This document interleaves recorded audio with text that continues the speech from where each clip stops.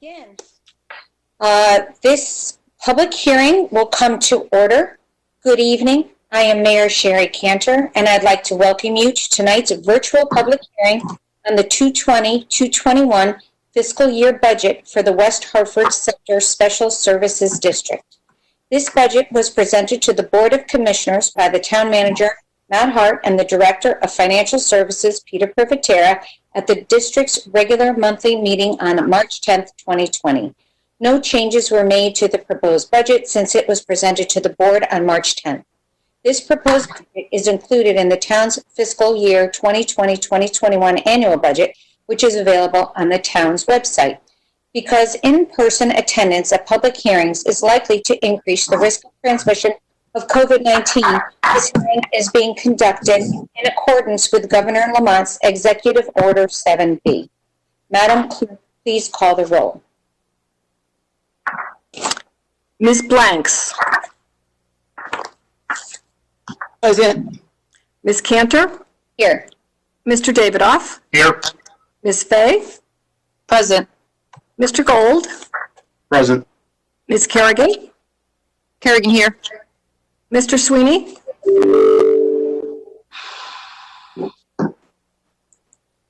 Mr. Sweeney. Here. Mr. Winograd. Present. Mr. Williams. Present. Ms. Rifkin. Present. Mr. Carlson. Present. Mr. Morpurgo.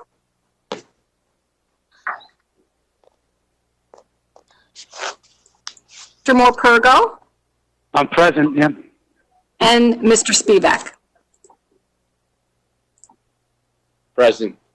And we also have Mr. Hart, Town Manager, and Mr. Privatera, Director of Finance, and Dallas Dodge, our Corporation Counsel.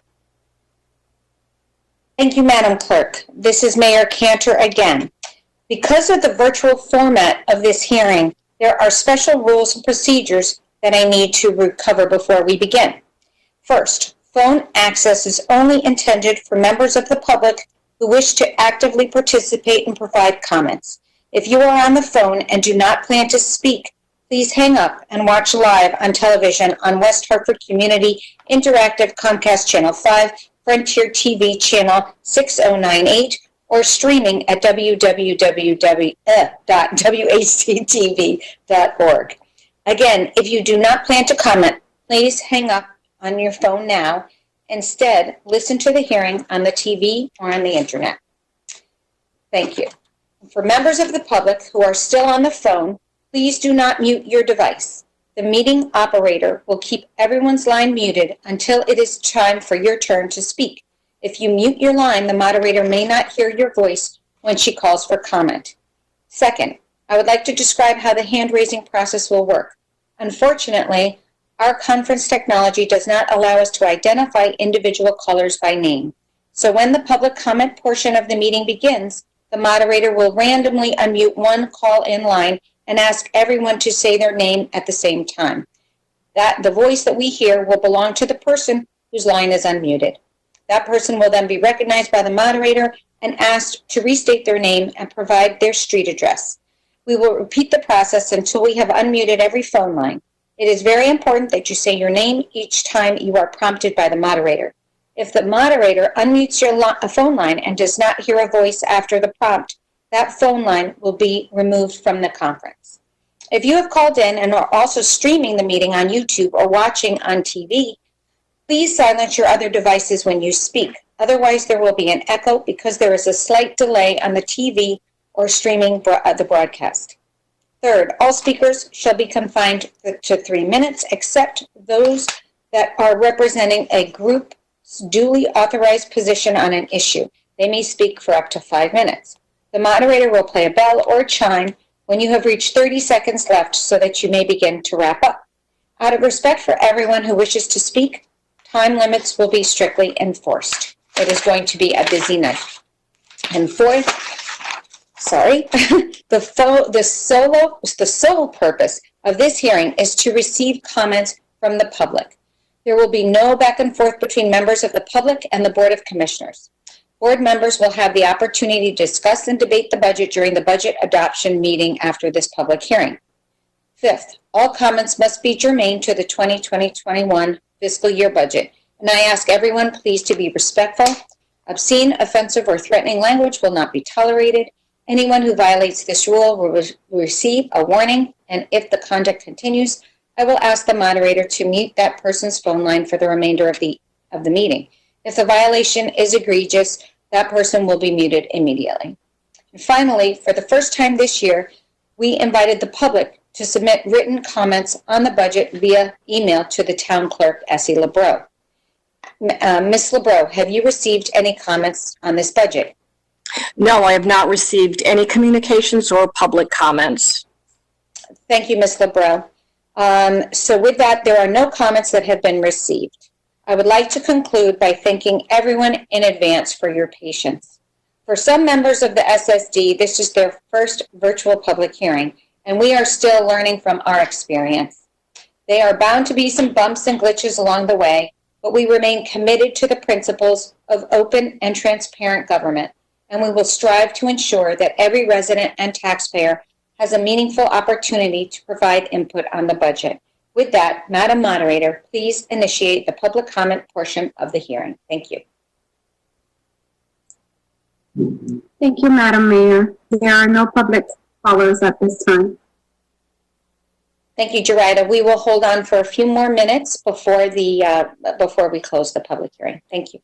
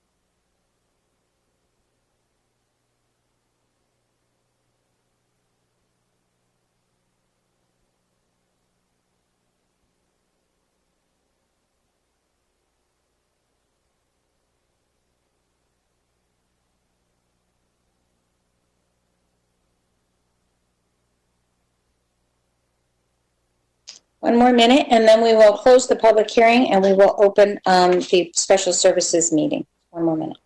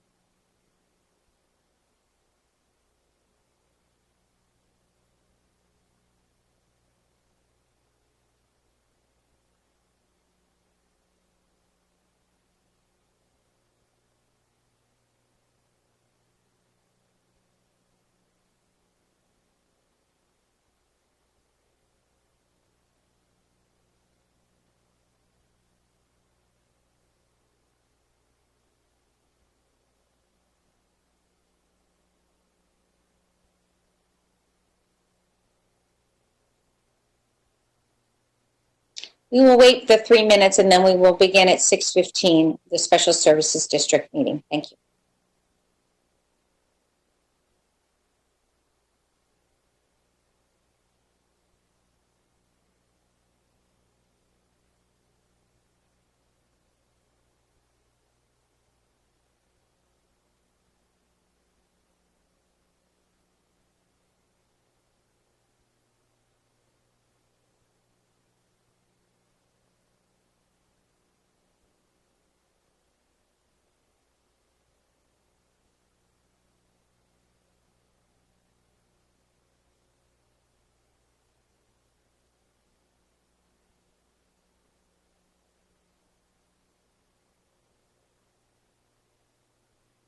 Okay, we will adjourn the, there are no further call-ins, right, moderator? That is correct, Madam Mayor. No more. No callers.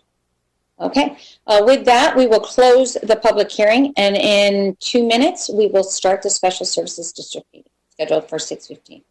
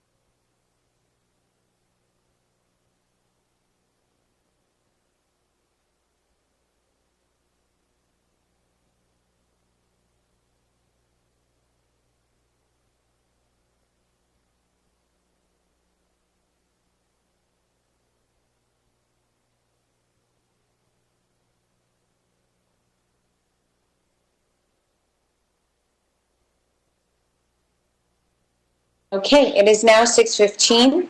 I will call the West Hartford Center Special Service District meeting to order.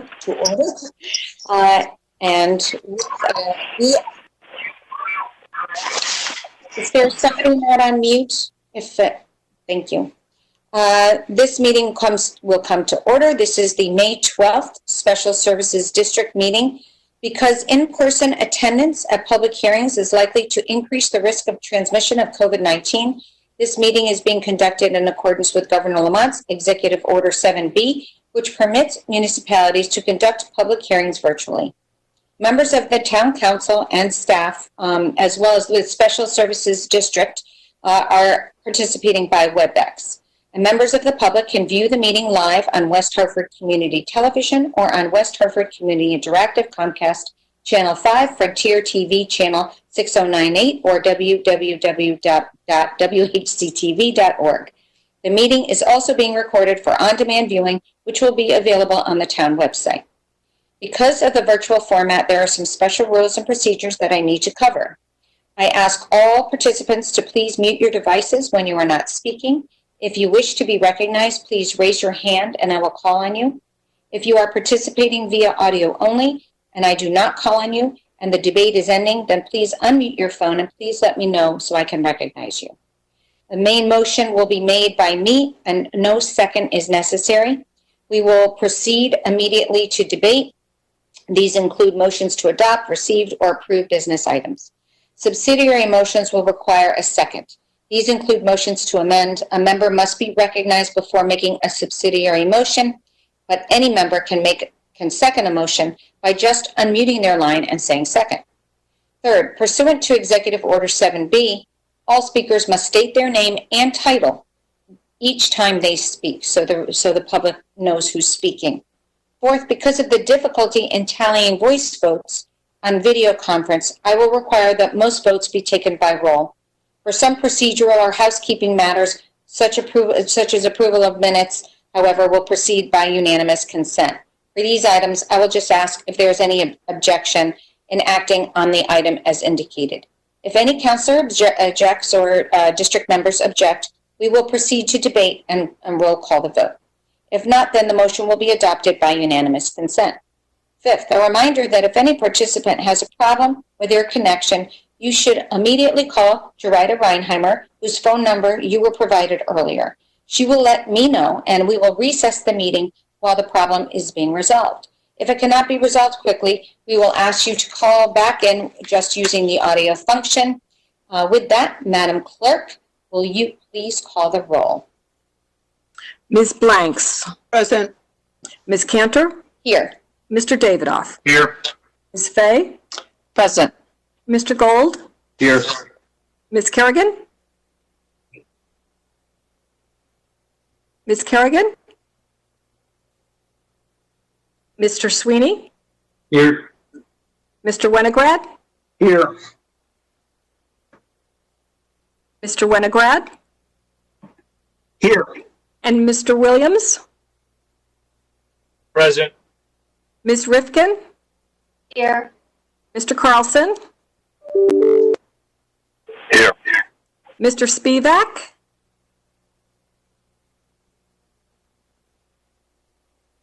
Mr. Morpurgo?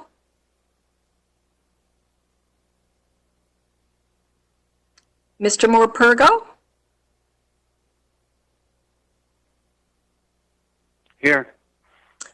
And we have Matt Hart, the town manager, Peter Privatera, director of finance, and Dallas Dodge Corporation Counsel also attending.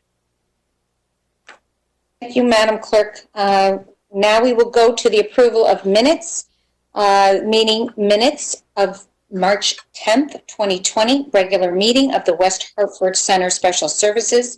If there is no objection, we will adopt a motion to approve the meeting minutes of the March 10th, 2020 regular meeting of the West Hartford Center Special Services District.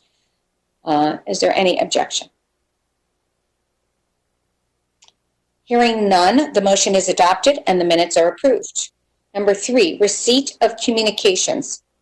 From Ms. LeBeau, did you, the town clerk, receive any written communications to the proposed budget for fiscal year 2020-2021? Ms. LeBeau? No, there were no public comments or communications. Okay, there were no comments or communications received. If there's no objection, we will receive the notice that there's been no communications on the proposed budget, and with no objection, the notice of no comments will be received. Is there any objection? Okay, the confirmation of no comments is received. Unfinished business. A resolution to adopt the annual budget for the fiscal year 2020-2021 budget fiscal year and the imposition of a tax levy on each land use category thereof. I make a motion to adopt. Before the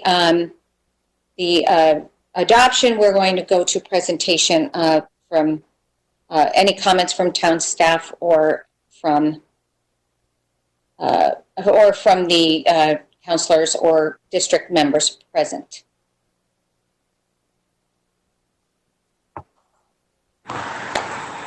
Mayor Matt Hart, Town Manager.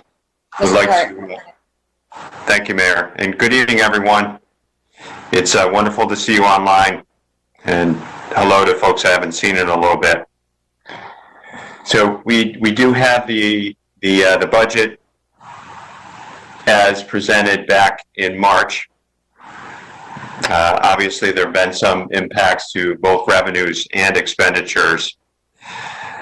We'd like to have an opportunity to speak to those briefly and field any questions that you might have.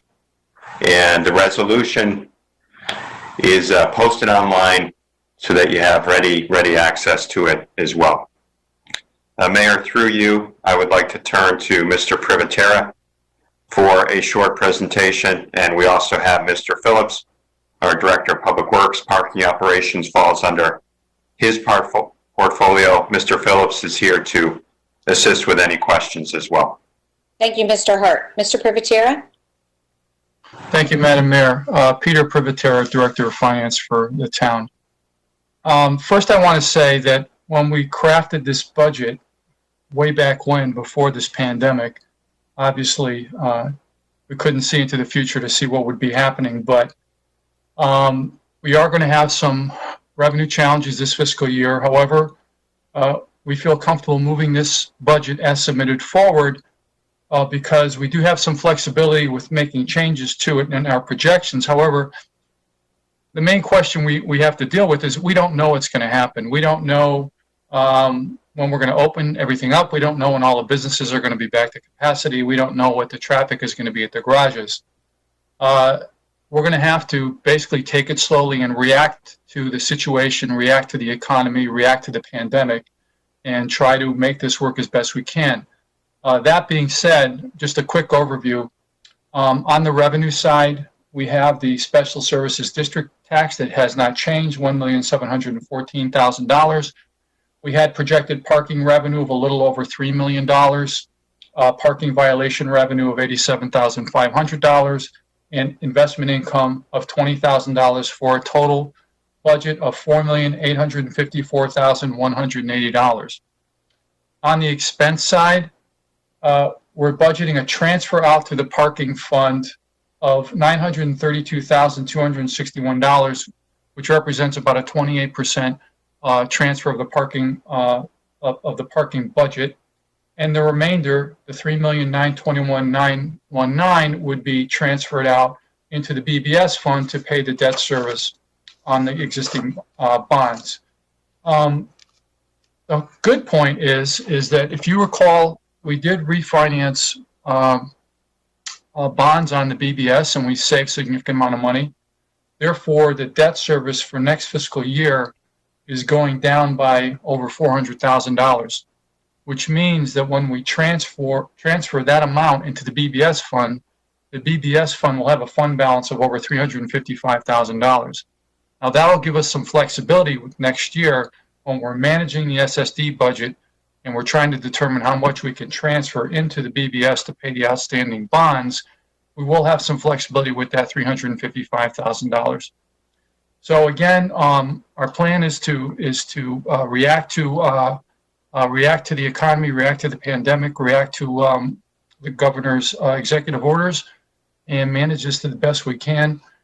I can tell you that in the current year, we have a significant revenue loss, and we're going to try to manage that as best we can against the fund balance in the parking fund. Now, there's a sufficient fund balance in the parking fund where we're confident we can pay the debt service on the existing bonds, but we're going to have to dip into debt service. But overall, next fiscal year, I think that we can manage the situation with the budget that we have, and we're just going to have to react and adjust it accordingly as the year goes on. And I'll answer any questions, Madam Mayor. Thank you, Mr. Privatera. Are there any questions for Mr. Privatera, Mr. Hart, or Mr. Phillips? And I'm looking, but you might have to either text me or just speak and say you'd like to speak.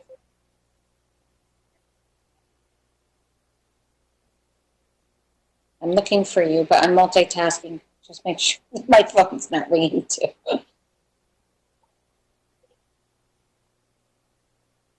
Mr. Davidoff, go ahead.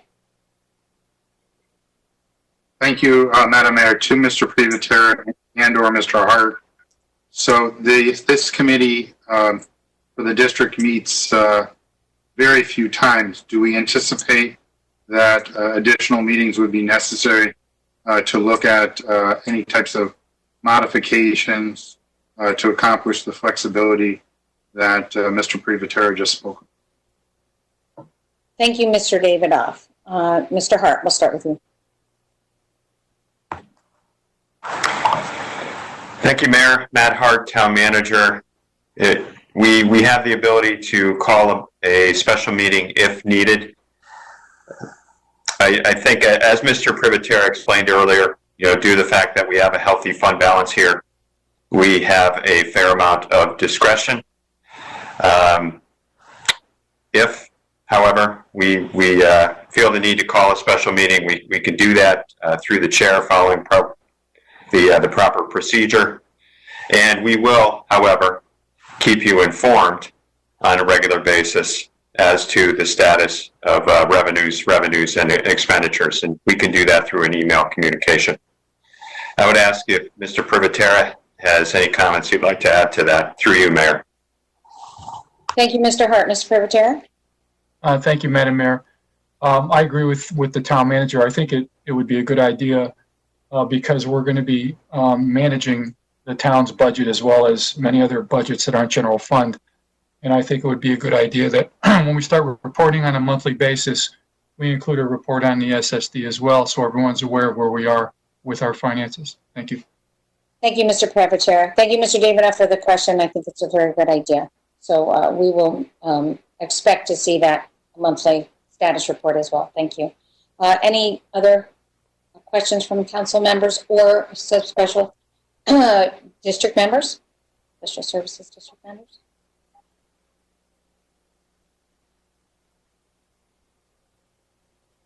If someone sees a hand up that I don't, please let me know.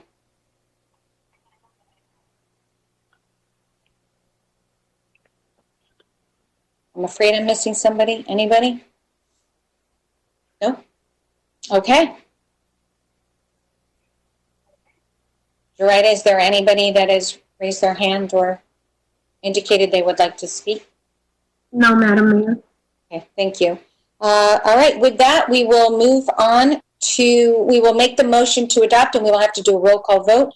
We're not going to move the second. Roll call, Ms. LeBrun. Ms. Blanks. Yes, in favor. Ms. Cantor. Yes. Mr. Davidoff. Yes. Ms. Fay. Yes. Mr. Gold. Yes. Ms. Kerrigan. Kerrigan, yes. Mr. Sweeney. Yes. Mr. Winograd. Yes. Mr. Williams. Yes. Ms. Rifkin. Yes. And Mr. Morpurgo. Yes. Thank you. Thank you, Ms. LeBron. We will go to staff reports. We will receive number 6, report from the town manager. Mr. Hart.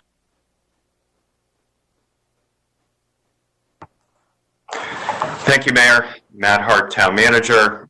The budget was the primary item we wanted to report on this evening. As I did say during my comments, activity is down significantly, which has affected both revenues and expenditures, and we're working to manage them accordingly. I would ask Mr. Phillips if he could provide just a very short report on parking operations as it relates to the district. Thank you, Mr. Hart. Mr. Phillips. Hi, John. Again, to the mayor, John Phillips, Director of Public Works. We are working every day in the parking operations. We still have activity going on, and staff is really just being diligent and cognizant of cleanliness, the escalators, the elevators, just general housekeeping activities. The full-time maintenance staff is working on power washing, which happens typically this time of year anyways, to wash off the salt residue that builds up on the garage decks after a long winter. I would like to highlight some of the steps we have taken to control costs over since the last 8 weeks. The division has, we've reduced temporary payroll from $16,000 a month down to $4,500 a month. And right now, really, the temporary payroll is just helping in the back office support. Brooke Nelson, the manager, has no other full-time employees working in the office for accounts receivable and other management areas. So we still have part-time staff helping there and putting some hours in. We've eliminated all overtime for labor unless it's required for safety reasons. We've eliminated all non-essential expenditures, and except for stuff that's been encumbered and committed to prior to the COVID-19 incident. We suspended all projects unrelated to direct parking operations. Though we still do some sidewalk cleaning, we're not out there as much as we have been before COVID. We won't be doing any artwork banners with the schools this year. Our planters will be cut back. And we're going to limit the amount of time we put into displaying the flags, just keep them up for the major holidays only. We do have one major project that we have to undertake, and it's a hydraulic shaft in the Isham garage, which, again, that was pre-COVID. That will probably take place in the next several weeks. But all in all, we think we're still providing the service of parking for those who need it. But as the town manager has indicated, foot traffic and vehicle traffic is down significantly, and we've participated in some nationwide workshops or roundtables, and that's being seen across all municipal parking operations throughout the country. So we're seeing nothing different in the industry that anybody else is seeing. That's all I have. Thank you, Mr. Phillips. Are there any questions for either Town Manager Hart or Mr. Phillips? Public Works.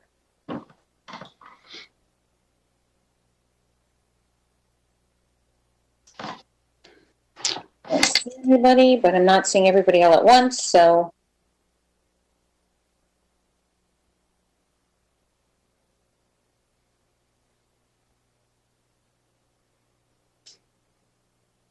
Okay, with that, we will move, I will make a motion to, is there any hand up? No?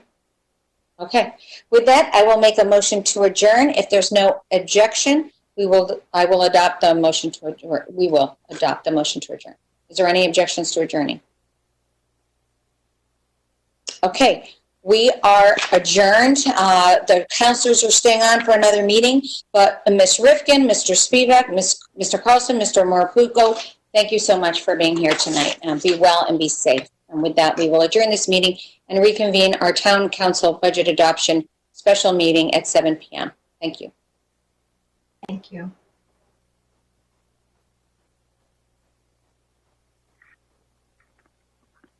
Robert Morpurgo.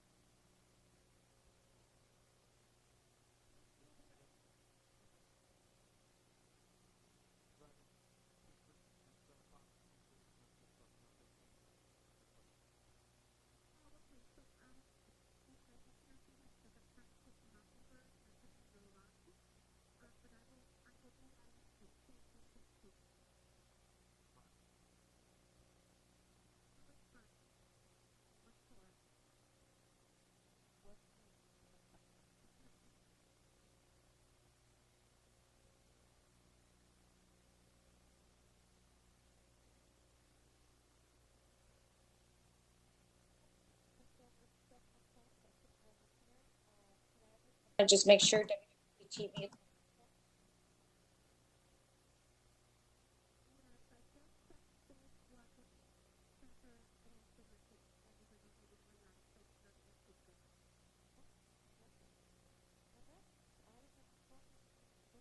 special town council meeting, May 12th to order. We will start first with the Pledge of Allegiance. Please stand if you can. Here's a flag. I pledge allegiance to the flag of the United States of America and to the republic for which it stands, one nation, under God, indivisible, with with liberty liberty and justice for all. Virtual handshake, Mr. Gold. I got to adjust my computer again. Sorry about that. Okay, we will start with roll call, Ms. LeBron. Ms. Blanks. Present. Ms. Cantor. Here. Mr. Davidoff. Here. Ms. Fay. Present. Mr. Gold. Here. Ms. Kerrigan. Kerrigan here. Mr. Sweeney. Here. Mr. Winograd. Here. And Mr. Williams. Here.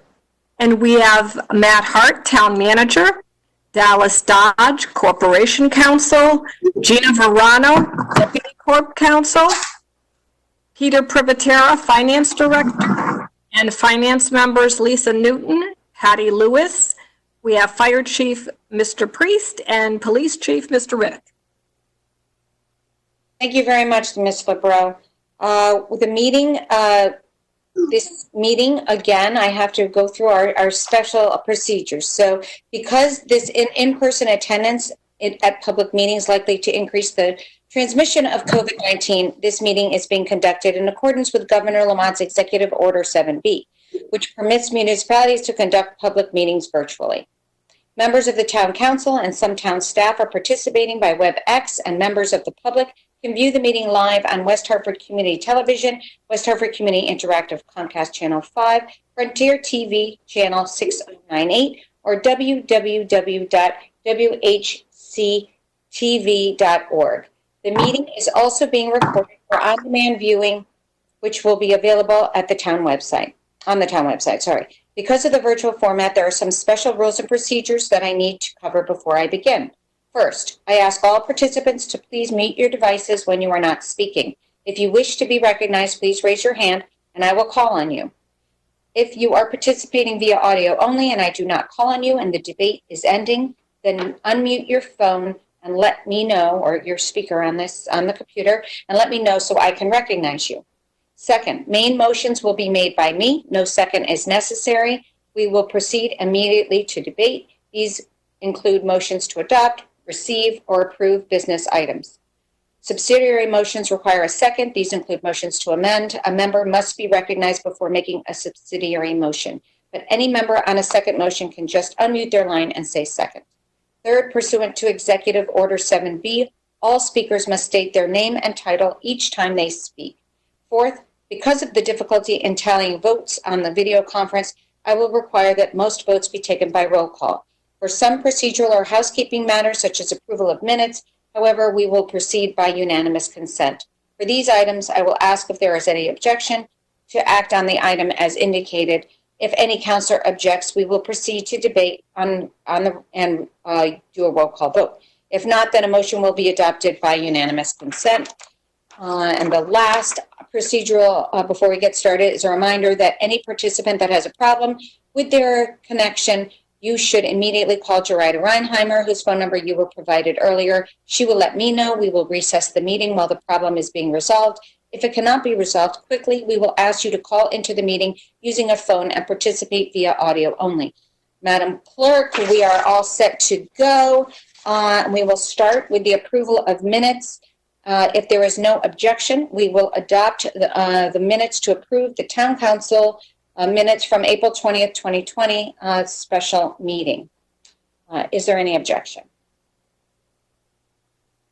Okay, since there's no objection, the motion is adopted.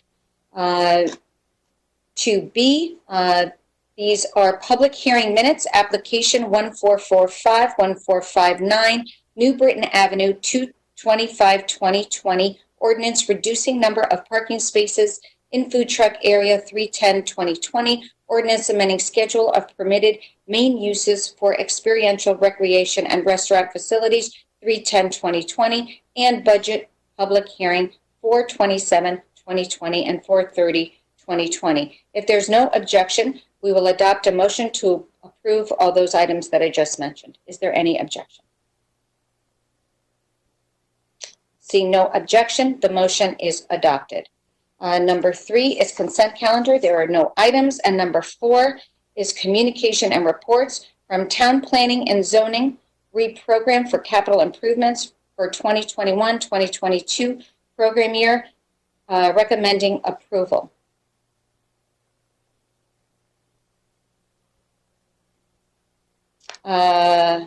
If there is no objection, we will adopt the motion to receive this communication from TPZ recommending approval of the program of capital improvements. Any objection? Okay, there is no objection. The motion is adopted. We will now go to reports from the town manager. Mr. Hart. Thank you, Mayor. Matt Hart, Town Manager. And good evening, everyone. Thank you for joining tonight's meeting. I would also like to thank Jerida Ronheimer and Jennifer Evans for coordinating tonight's meeting. They've been doing an excellent job as we've moved to the virtual format.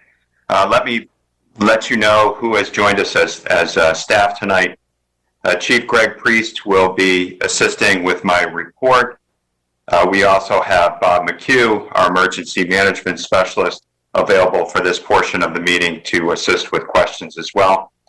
And then later on for our agenda, we have our finance team. We have Peter Privatera, Lisa Newton, and Patty Lewis, as well as Helene Lefkowitz to assist with questions on the budget and other agenda items. So moving back to my report, I would like to focus tonight on the town's recovery operations as we transition from our initial response to COVID-19 to a recovery format. So I have some opening comments that I would like to make, and then I would like to turn to Chief Priest, and we do have an organizational chart that he will use for his comments that we have loaded online. Turning first to a report from the Health District that we received this morning. And this was this morning's information. You know, the numbers could have changed. They changed so quickly. But as of this morning, we've had 386 West Hartford residents test positive for COVID-19. And that does include many, if not most, who have recovered. We have also, unfortunately, had 75 deaths as of this morning in West Hartford related to COVID-19. A new issue, which I'm sure you've all heard about, and everybody's very concerned. We are monitoring 5 children in the West Hartford Bloomfield Health District who have for a COVID-19 related illness. And the symptoms typically present themselves, they're similar to the Kawasaki disease, an inflammatory syndrome, which can prove fatal. And unfortunately, a few children in New York State have succumbed to that. So we are watching this development very, very closely. And our thoughts are with the families and those children who are experiencing this illness, and we want to support them as best we can. Moving on. Last week, I convened a meeting of our larger leadership team. And this team consists of 40 to 50 people, our directors, plus all of our middle managers and some of our frontline supervisors as well. And it was the first time we had met in several weeks, and we got together in a virtual format. And I issued them a 3-part challenge. A 3-part challenge that I'd like to share with you briefly. First of all, I challenged them to innovate. to be innovative. Now during this time in dealing with the pandemic, we have to think creatively about how to best serve our community in a virtual format. We can't rely exclusively on the old ways of doing business. We have to push ourselves to do things differently, and we have in many areas, whether it's the class program, moving to virtual meetings, moving to how we respond to EMS calls, how we conduct our virtual building inspections. We're doing a lot of that, and we need to continue to do more. The second challenge I set out to our leadership team is that now is the time to provide the very best service, the very best customer service of your career. There is no time like the present. Our community is extremely reliant on us. Local governments across the nation have a major role to play in responding to this pandemic, and we are doing that. And then the third challenge that I issued to them is to be safe and to be healthy. Be safe and to be healthy. They have to be diligent about our physical and social distancing in the workplace and elsewhere. We're in this for the long haul. We recognize the fact that we're not going to get through this summer. We're likely going to be dealing with the pandemic for a year, maybe 2 more years. And as an organization, we need to have the right mindset for that time frame and continue to deliver services to our community over the course of it. So we had a very good discussion with the leadership team, and I think they embraced that challenge very well. Moving on, the next topic that I want to talk about, and it relates to the innovation challenge and the customer service challenge.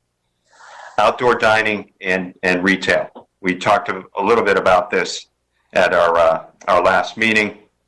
As you know, if certain public health benchmarks are met, Governor Lamont will permit outdoor dining after May 20th. And the state has recently issued guidance as to how restaurants would safely conduct that activity. And just tonight, I got a note from Corporation Counsel. The governor issued a related executive order. We're waiting on 2 executive orders, one or both of which we have received this evening. One will spell out how local governments across the state will grant permits to allow outdoor dining. And the second will likely deal with a revocation of a permit if a restaurant is not able to comply with the governor's guidelines. And with respect to permitting, we expect that our health district will play a major role in that activity. I did put together an interdepartmental team comprised of our members from our community development department, members from public safety, Corporation Counsel, and others to assist with this effort. We want to make sure that our local restaurants and our realtors can maximize the benefit of this opportunity.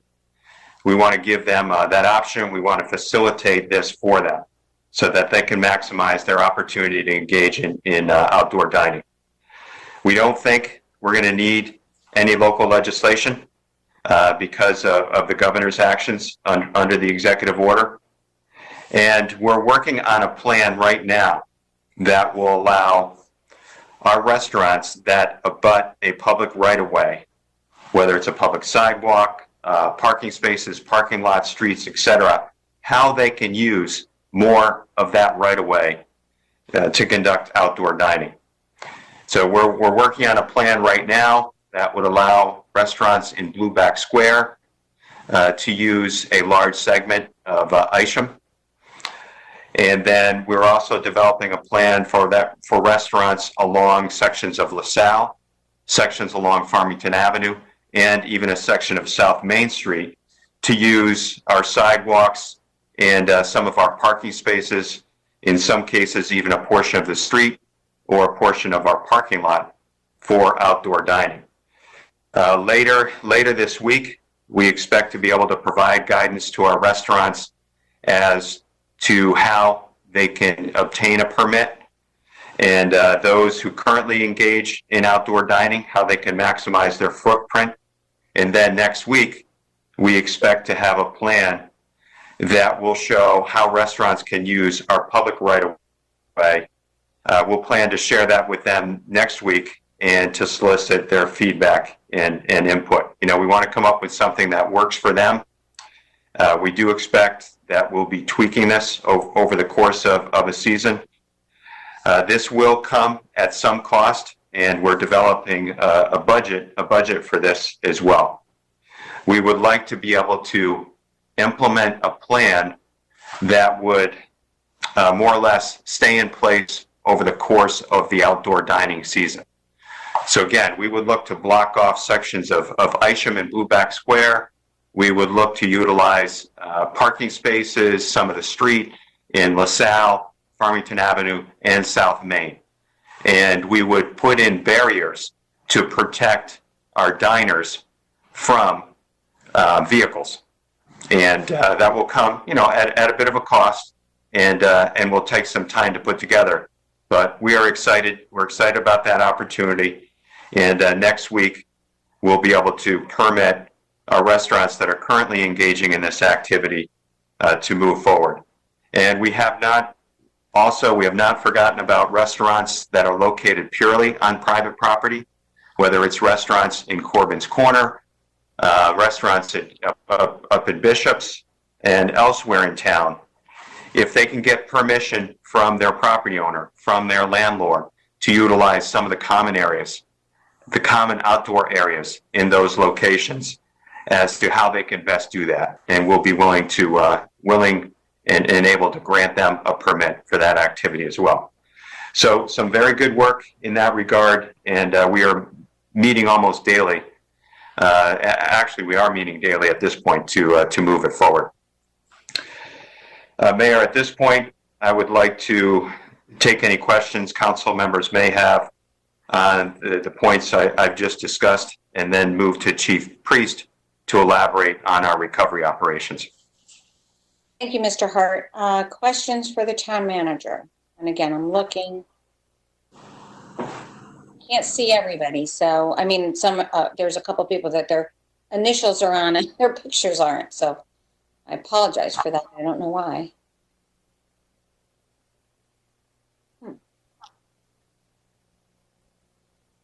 Any questions? I'm not seeing any, Mayor. Okay. All right. I just want to say thank you. I'm more in my talk about the budget, but I just want to say thank you. If there's any time for priorities of innovation and service and health, it's now. And we need to think out of the box and allow our innovation and creative ideas to happen. And I will note that this has not been done in a siloed way. There's been outreach to the community as to what will work for them, because I think that's a really important aspect of, we may think we know all the answers and think we're bringing great ideas, but if they don't work for the owners themselves, then that could be problematic. So I continue to urge that discussion and those conversations and recruiting that input to all the businesses. Questions, comments? Oh, Mr. Gold. Lee Gold through you, Mayor Cantor, to Mr. Hart. And number one, I truly appreciate the innovation and the thought process that's going into bringing street fair to life. Something that I was thought about long and hard, and I know it's very important to the revitalization of town. Certainly don't want to miss other areas of town too. You mentioned certain areas, but Elmwood is available and other business districts. I'm sure you meant to say that as well, but I just wanted to bring that as a point as well, because you can't forget what Elmwood brings to the table here in West Hartford as well. Thank you. Great point. Thank you, Mr. Gold. I always say we have 4.5 centers of town, really. West Farms and New Britain Avenue are kind of, contiguous. But thank you very much. Any other comments, questions for the town manager? Okay. With that, we will move to report from Corporation Counsel. Mr. Dodge. Excuse me, Mayor. Matt Hart, Town Manager. Yes? I had invited Chief Brees to join. Yes, you did. Yes, you did. Mr. Priest. Now, Mr. Priest, we're calling on you too. Thank you to share. Thank you, Mayor, Mr. Manager. Appreciate the opportunity to speak with you. You'll forgive me, my bandwidth is a little bit low tonight, so if I start breaking up, no big. But thank you both for setting up the issue of recovery so well, and to the mayor and the town manager for your leadership during this. It's appreciated. So I know many are accustomed to me speaking as the fire chief, but my hat for now is that of emergency management director, and I'm present to discuss how the town's recovery plans are being coordinated. I know this is of great interest to the council, and I believe you all have access to an organizational chart and board docs. It would be helpful if you had that accessible, but if you do not, I will structure my remarks so that the concepts are clear even without the chart. So there are a few basic points to consider when listening to this presentation. First and foremost, as evidenced by the manager, we're not out of the response phase to the pandemic. We continue to receive reports that while hospitalizations are down, cases and deaths continue to rise. Do not infer that we are safe and that we are reopening and recovering because the hazard is past. We are simply at a place where our healthcare system has some capacity, and we must maximize safety while gradually reopening our community and economy. So secondly, when viewing any organizational chart or concept that uses terminology like an incident command system or any variation thereof, there's a natural inclination to think about strict terms like command and control and authority and responsibility and accountability. While there are overtones of this, I strongly urge you to consider that this structure, this chart, is designed to be flexible, adaptable, and work for the local municipality. It should be thought of as a guide and a framework, as a means to understand process and flow. It is not as rigid as it may appear on a piece of paper. We have and will continue to adjust it based upon the needs of the community and the priorities assigned by our town leadership. So, however, the framework serves several important purposes. The concept of recovering is expansive, and we have priorities, and we have to coordinate the resources that are available to the town. Further, and equally as important, it is that we desire to be innovative, creative, flexible, efficient, and forward-thinking while we engage and use the valuable resources in our community. We have so much talent and so many people who want to give back to the community, and we have many who rely upon us. So only through a framework that can we appropriately coordinate these efforts so we can be successful. As I draw your attention to the organizational chart itself, I would apologize that it was not built to be verbally presented, but more for function and use. What that means is I will jump around a little bit on the page, but I hope that it will come together for everyone at the end. It's not my intention to go box by box, but to point out some key areas. If the details are desired, I'll be glad to address them afterwards with questions. And while I'm on the topic of details, I should also point out that there are many areas of recovery that don't have a section specifically listed on this organizational chart. We believe that we have identified all of the big areas, which will encompass the areas that may not be listed. So overall, this organizational chart is a visual representation which shows how our formal leadership structure, as outlined by charter, intersect with town staff, elected officials, and the community. This framework is in place specifically for the town's response recovery from COVID, but does not supersede or subrogate any of the authorities and responsibilities outlined in the charter. Another way of looking at this is that the framework relates the charter responsibilities, but does not conflict or interfere with it. So there's 6 major areas to the framework. The top, and number 1, our formal charter leadership is shown at the top, consisting of the mayor, council, board of ed, town manager, and superintendent. On the left side of the page, middle, we show our public safety operations section reporting to the town manager. We could also call this the units who are specifically addressing our response phase. Also on the left side of the page, but at the top, there's an advisory executive policy group that is available to the mayor and town manager, which consists of some senior officials who can provide insight and support to major town policy decisions. This is, of course, for decisions that are within the authority and scope of the town manager. We know that many of the decisions needed to be made relative to COVID are both important and under time compression, and the EPG speaks frequently to understand these high-level topics and to help advise on a decision and helps execute those decisions. So starting at the recovery coordinator positions, kind of the top center of the page, everything downward and moving to the right is the town staff and the major sections that have been put together focused on recovery and reopening. I'll touch on them briefly in a second, but I'll cover the last two major elements of the chart. So it appears as a small box on the document, right side, middle of the page, but the school's recovery liaisons are major components of our larger community recovery. And the liaisons box indicates generally where they are and how they fit in. However, it is a very expansive, school-focused, and school staff recovery effort. And finally, and certainly not least, the last significant area of the framework is the outline box on the top right of the page that shows the proposed special committees of the council. I note that they're draft names, but they highlight the subjects that we expect that they would cover. Much like the school recovery liaisons box, the council committee section on this page are not reflective of the importance, magnitude of the efforts, or complexity of the roles. I have every expectation that as the recovery moves forward, there will be tremendous work, input, and advice from our committees as they harness all of the talents of our community members and businesses alike. So to address any possible perception of minimization due to the lack of detail or the size of the box on the sheet, I'll explain that the purpose of creating this organizational chart was mostly to give definition and framework to our known and existing resources, mainly our town staff. I have every expectation that the committee purviews and the topics that could be expanded in greater detail can be even larger than this document.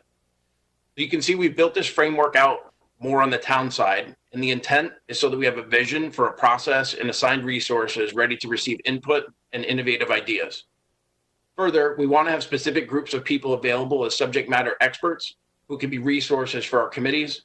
And while we expect that initial ideas and the catalysts from the committees will have a flow, it should not be thought of as a bureaucratic slowdown, but more of a means to coordinate efforts, assist town staff with priorities, and ensure that there's resources available. Above all, through the use of the framework, we will encourage all stakeholders to be engaged, responsive, openly communicative, and as efficient and nimble as possible. While all areas on the chart are equally important, I will highlight a few areas for you. As outlined in our statutorily required local EMS plan, we have identified Bob McHugh as the town's recovery coordinator. At the very highest level, Bob's role is to be the single point of contact with the State Department of Emergency Management and Homeland Security. He will coordinate the efforts of the section chiefs responsible for focused areas, and I've casually referred to Bob sometimes as a translator, facilitator, and dispatcher of resources for recovery. So touching a few of the sections quickly, starting left to right, kind of middle of the page, we know that the recovery of municipal operations is of critical importance to our residents and town staff alike. An expansive effort, we have a section dedicated just to this under Plant and Facilities Director Robert Palmer, and it's co-chaired by Risk Manager Lisa Michaud. As we seek to ensure proper documentation and future reimbursement, Executive Director of HR, Rick Ledwith, is assigned as our Section Chief for Finance and Administration, and he is assisted by Patty Lewis from Finance.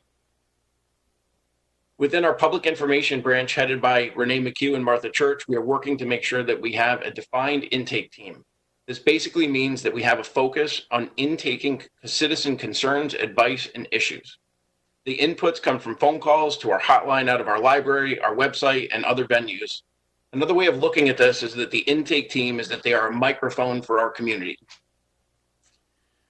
Some may seek to speak to us through our elected officials, our proposed special committees, or town staff directly, but we want to highlight that the communication from and to our community is of the utmost importance, and we have a team dedicated to it. The team should be able to efficiently and effectively navigate citizen issues or ideas through our framework. And the last section is that of our community support, headed by Mark McGovern and Helen Rubino. Turco, another section with expansive areas that impact our citizens and businesses. We have identified key areas where the town staff will focus on recovery efforts. This is predominantly in citizen support in the arenas of social services or business support.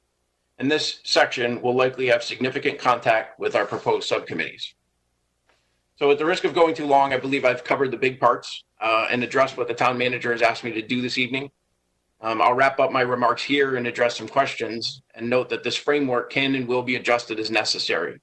I hope you feel confident that we have organized in such a way so that we have taken a major response and recovery effort and broken it down into manageable pieces. This framework is not designed to be a secondary form of government, but a flexible, adaptable means to be able to manage resources, show areas of responsibility, and outline pathways to take in all of the inspiring, innovative, creative ideas from our community as we're truly in this together. We've educated our town staff on the framework. We've attempted to support them with resources and procedures. And further, we have clearly set and emphasized expectations of efficiency and communication. If at any point the framework or processes are not working as expected, we will adjust quickly so that we can meet the needs of the town. And thank you, and I will be glad to answer any questions that anyone may have of me. Thank you, Chief Priest. I know the town manager, Mr. Hart, wants to say a few words before we open it up. Mr. Hart. Thank you, Mayor. Matt Hart, Town Manager. I just would like to take the opportunity to thank Chief Priest for his leadership in his role as our Emergency Management Director, and also Bob McHugh, our Emergency Management Specialist, for agreeing to step up as our Recovery Coordinator. As most of you know, Bob retired as our Assistant Chief of Police after a distinguished 39-year career a little over a year ago, and he really has not had a day off since his retirement. And he realizes how much we need him now. And again, I want to thank him for his deep commitment to West Hartford. Back to you, Mayor. Thank you, Mr. Hart. I think I don't know if there are any questions. This is a lot. I will say this is a lot to take in. I did not know that this was all going to be presented tonight. Sorry, I thought you were actually going to talk about Bob McHugh and the requirement from the state to designate a long-term recovery coordinator and that framework. And so, any questions from the council? Mr. Davidoff? Mr. Davidoff speaking through you, Madam Mayor, to the town manager. While I am very grateful for Mr. McHugh and Chief Priest's leadership on a recovery plan to meet the state guidelines, I was a little concerned by the remark that was just made that citizens' ideas would be filtered through this framework. And the connotation on the chart that policy decisions were going to be made by an executive committee. I'm a little concerned by that, and there can be more discussion, not this evening, but in the very near future. It's my understanding as an elected official that policy decisions would be made at the council level, regardless of an executive order from the governor, and that we as elected town councilors have a wide reach to members of our community in the ability to listen to them and to filter some of their suggestions, ideas, complaints, anything like that. We've done that in other times, so I don't know what would make this situation different, where our role, in my opinion, looks to be a little bit minimalized. But I'm not looking for an answer, but a commitment that we maybe adjust this as we move forward and get a better understanding as to the role that we as members of the town council would play in a recovery program moving forward. I don't wish to undertake any of the responsibilities that our professional team does on a day-to-day basis, but with respect to connecting with our community and the members of our community, I think myself, as well as the other members of the council, take that responsibility quite seriously, and I think further discussion is necessary. Thank you. Thank you, Mr. Davidoff. There's more discussion to follow, and we're still not, I think, fully gelled on the citizen engagement flowing to council, how council is going to be kept up to date and informed, whether we stay with our standing committees. We still need to discuss a little bit of that. After budget, that was sort of the goal, I think, to really dig into how that will work. And I don't think we're going to have one setup that's going to work for a long term, and maybe we do both. So I'm a little, this was a little premature, I think, but for me and for the rest of the council, my head is on budget and all we have to accomplish tonight. So sorry, I didn't even look at what was in the town manager's report because I thought that was covered. So I apologize. Any more comments or questions? Okay. Well, thank you, Mr. Priest. There's a lot of work that went into this, and it's already, some of the pieces are already functioning as inquiries are coming in and there's a system in place. So many of the things are going to work right. We just have to figure out and gel the role of the council and the community throughout this process. Thank you. And the policy making component of it, which is so important to all that we do. Okay.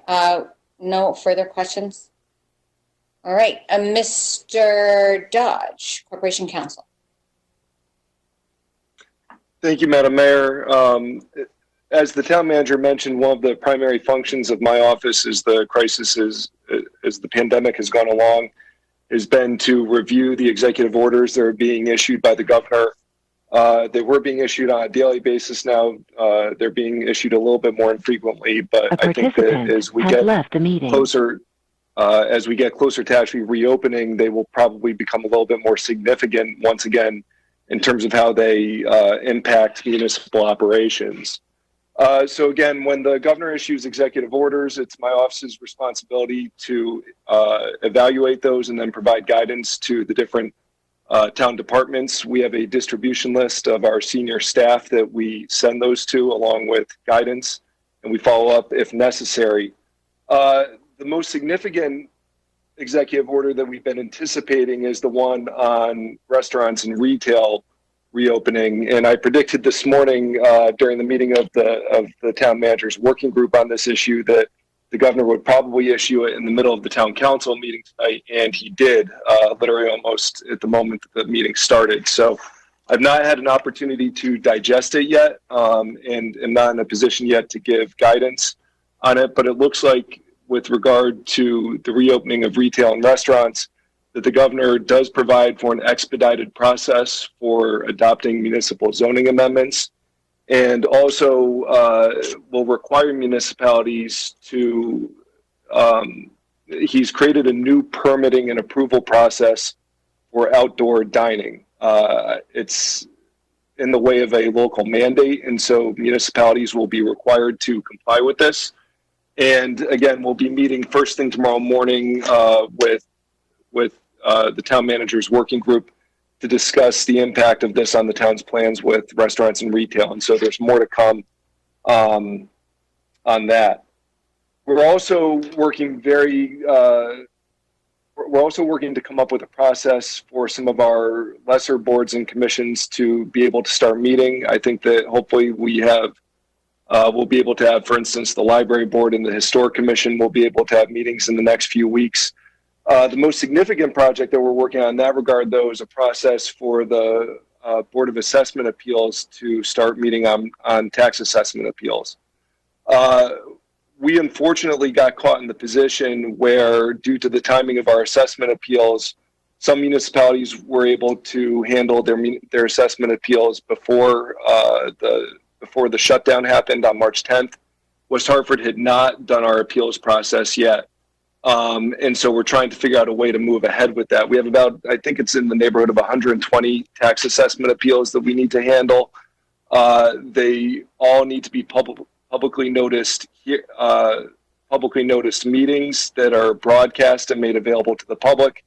And the petitioners obviously have a chance to participate as well. And so we've been working very closely with the tax assessor on coming up with a process that will work. The technology has been a challenge so far, but I think that due to a WebEx upgrade, we're close to having a solution on that so that folks who are appealing their tax assessment will be able to get their day in front of the town.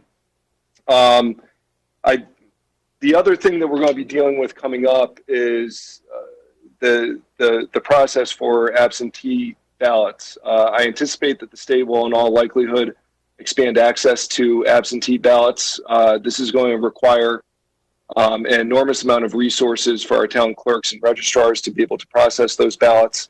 And so we'll be meeting in the coming weeks with the clerks and registrars to see what their needs are and to provide legal advice to them that they require.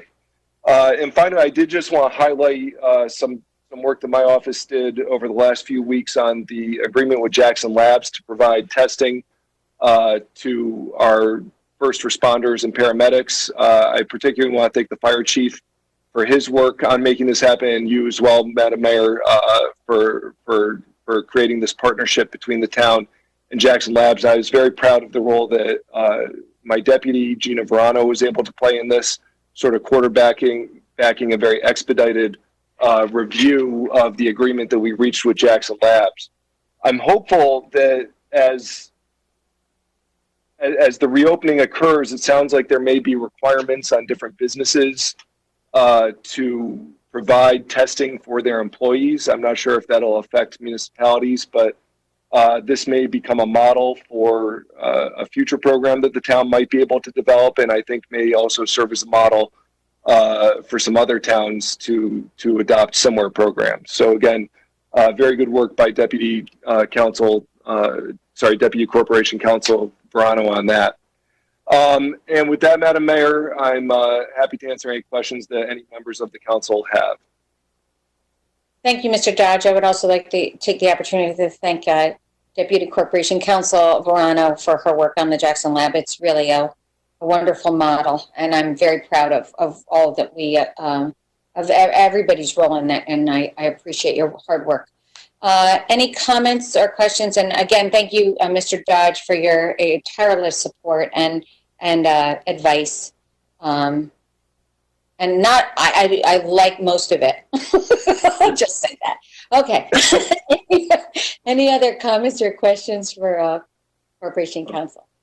I don't think a lawyer is doing his job if his client likes all of his advice. So. Right. All right. Comments, questions? Again, some of you I just see initials, so I don't see everyone's face, and I apologize for that. Okay. I will make a motion to move. We're getting to the heart of the meeting now. Our new business, which is budget adoption, 5A, 5D, and 5E. We'll make a motion to discuss them together. We will vote on them separately.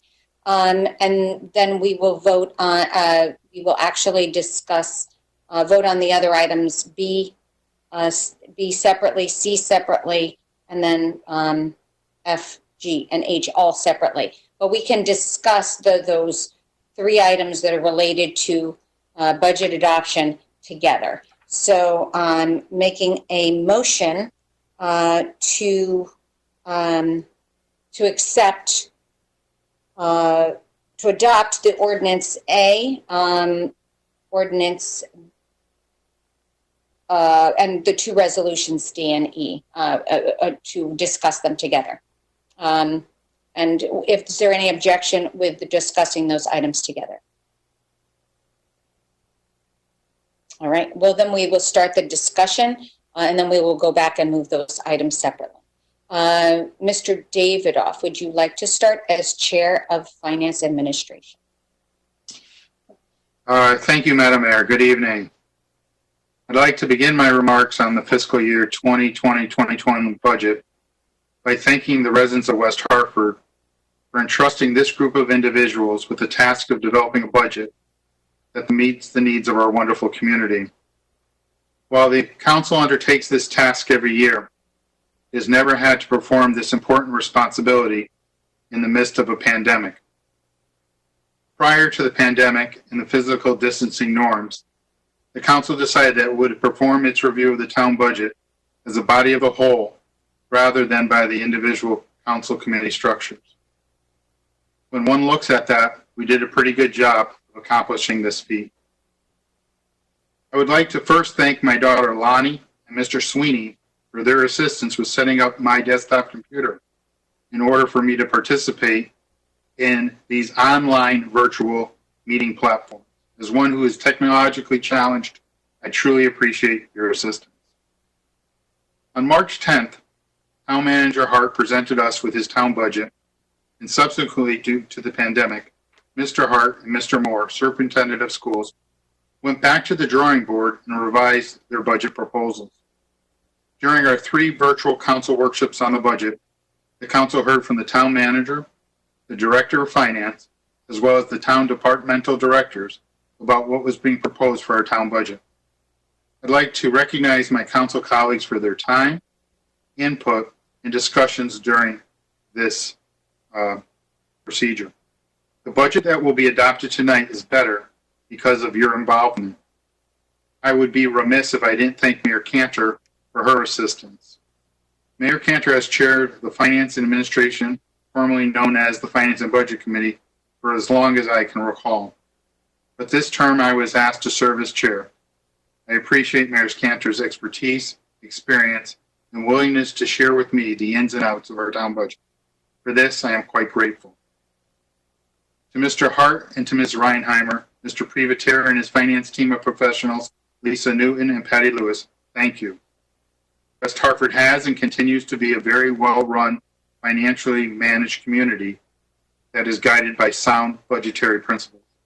And during these most uncertain economic times, experienced financial management has and will continue to serve us well. To Mr. Dodge and Ms. Verano in our Corporation Counsel Office, thank you for providing legal guidance throughout the budget process and for ensuring that our budget process was open, transparent, and followed the requirements of our charter as well as state law. Your assistance with how to conduct a virtual budget workshop is greatly appreciated. To our partners in the community, such as Jen Evans with Channel 5, Ronnie Newton with weha.com, Chris Conway with our West Hartford Chamber of Commerce, and Patty Albee with Neighbors and Friends on Facebook, we are able to provide accurate, detailed information to our residents in this very uncertain and serious situation. To our colleagues on the Board of Education, I'd like to thank you for working collaboratively with the Town Council. This working relationship is the norm in our community, and we are very unique in this respect. A good kind of unique in that there is trust between our 2 elected bodies. There are so many unknowns in this budget that this budget requires flexibility. As has been stated many times in the past, and which holds true today, our school system remains one of our town's greatest assets. We remain committed to having every child reach their fullest potential, and we have tried our best to fund that priority. Public safety is often cited as one of our top priorities. And to those who serve as our first responders, let me say thank you on behalf of our community. Your dedication to serving all of our residents has been abundantly clear during this pandemic, and we are committed to keeping our residents safe, keeping you, our employees, safe, and to provide you with the necessary resources to accomplish your mission. This pandemic has brought out the best of our community.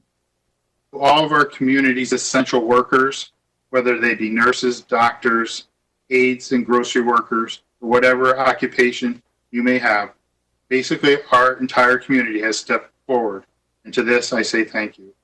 You are true leaders, and thank you for stepping up and serving our community. During this budget process, Government Lamont has provided a municipality like ours 2 specific methods for us to assist our residents and business community with their upcoming property tax bills. My colleagues and I have adopted both of these items. The first allows the deferment of a taxpayer's property tax bill in circumstances where the tax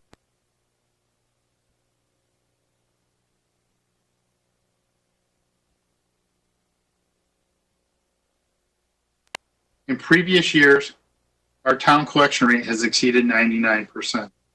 However, with the current economic situation, it is uncertain as to what we can expect as we move forward. The town manager and his direct reports are taking a pay freeze in the upcoming budget, and for this, I am grateful.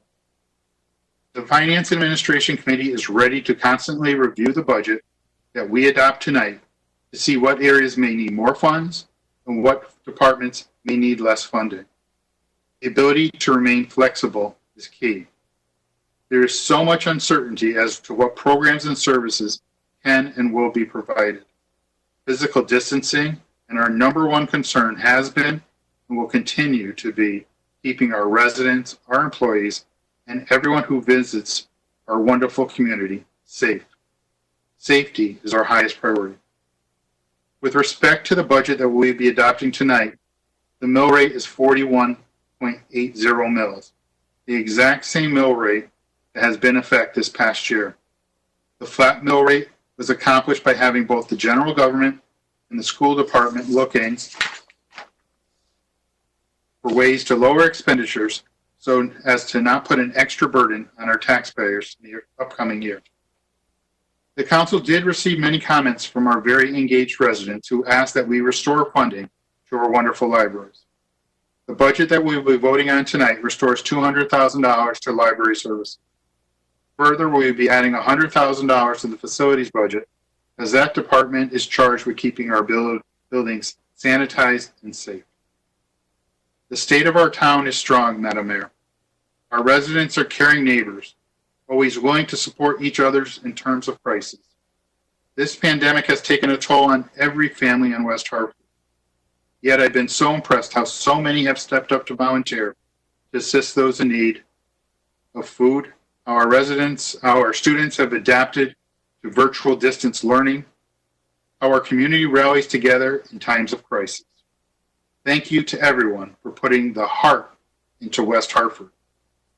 There will be much more work to be done on the budget throughout the year, yet I'm optimistic and confident that we will be stronger together. Times such as these call for putting West Hartford first. While it may seem that at times we are alone, we are all in this together.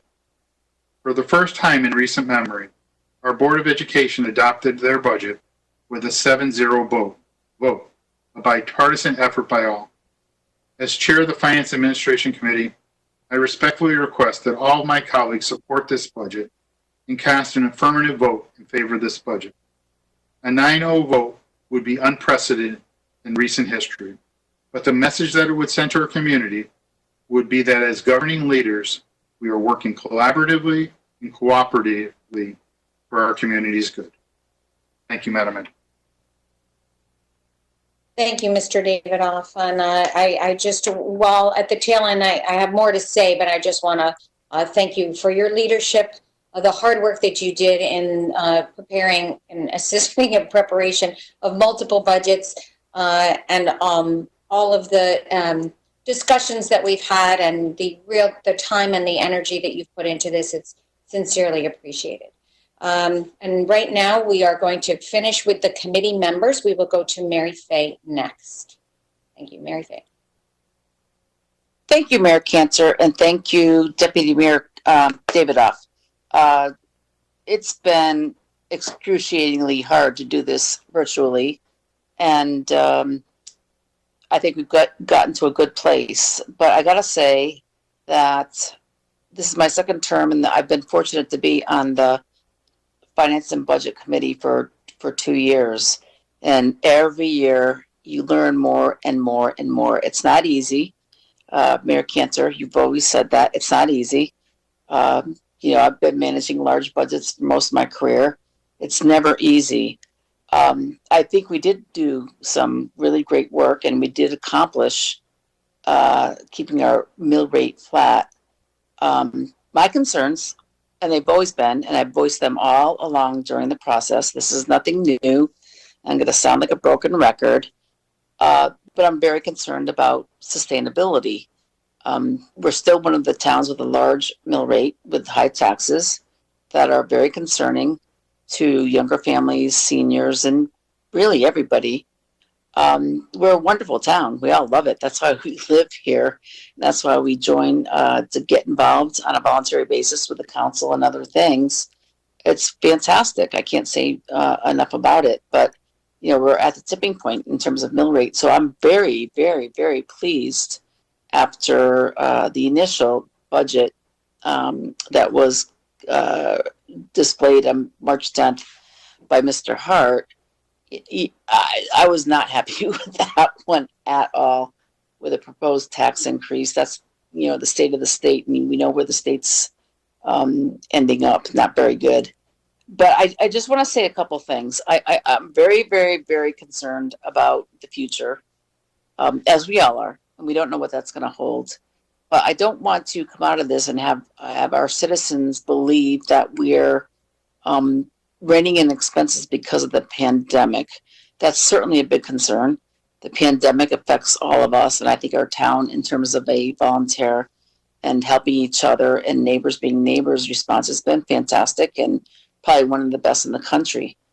But we can't just have this one-time, budget good guy where we're flat on the mill rate because of the pandemic, because that wouldn't be honest and authentic to our residents. I'm really worried about the future. I'm really worried about some of the things that we've been able to do through hard work, through great analysis, through a lot of teamwork and a lot of collaboration. They're not going to be able to be done again next year. So that's my big worry.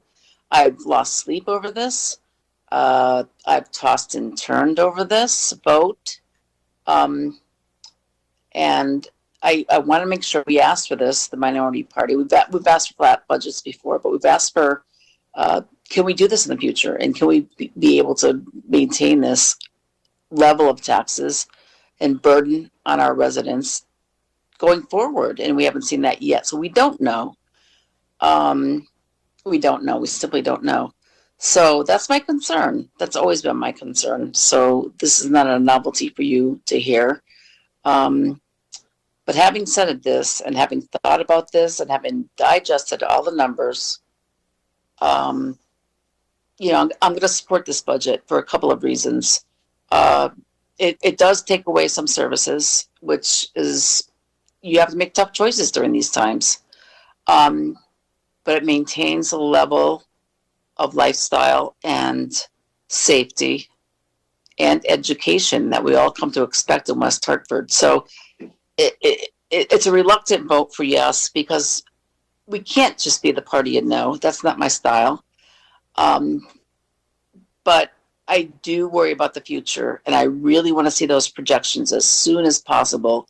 So my approval here and yes vote that I will be casting does come with some caveats.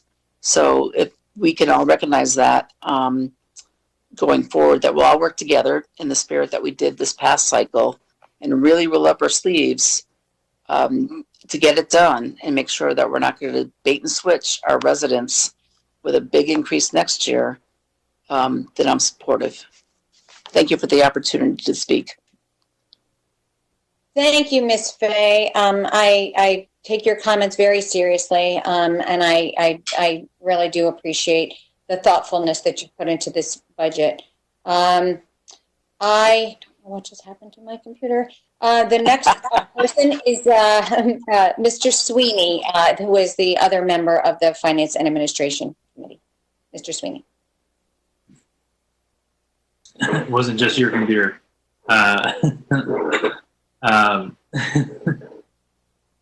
Well, thank you, Mayor Cantor. I appreciate the recognition, and thank you to Mr. Davidoff. It's been a pleasure to bring you into the 21st century, and you've been very helpful to me during this process.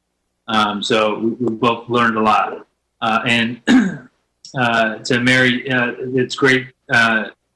I learned a lot from you as well. You asked a lot of great questions during the committee process, and I thought, as Leon said, this was a really strong bipartisan process. I think one of the things that we all did really well is we immediately adjusted to the new realities, and that just speaks to the character of everyone serving here. So I also want to take the opportunity.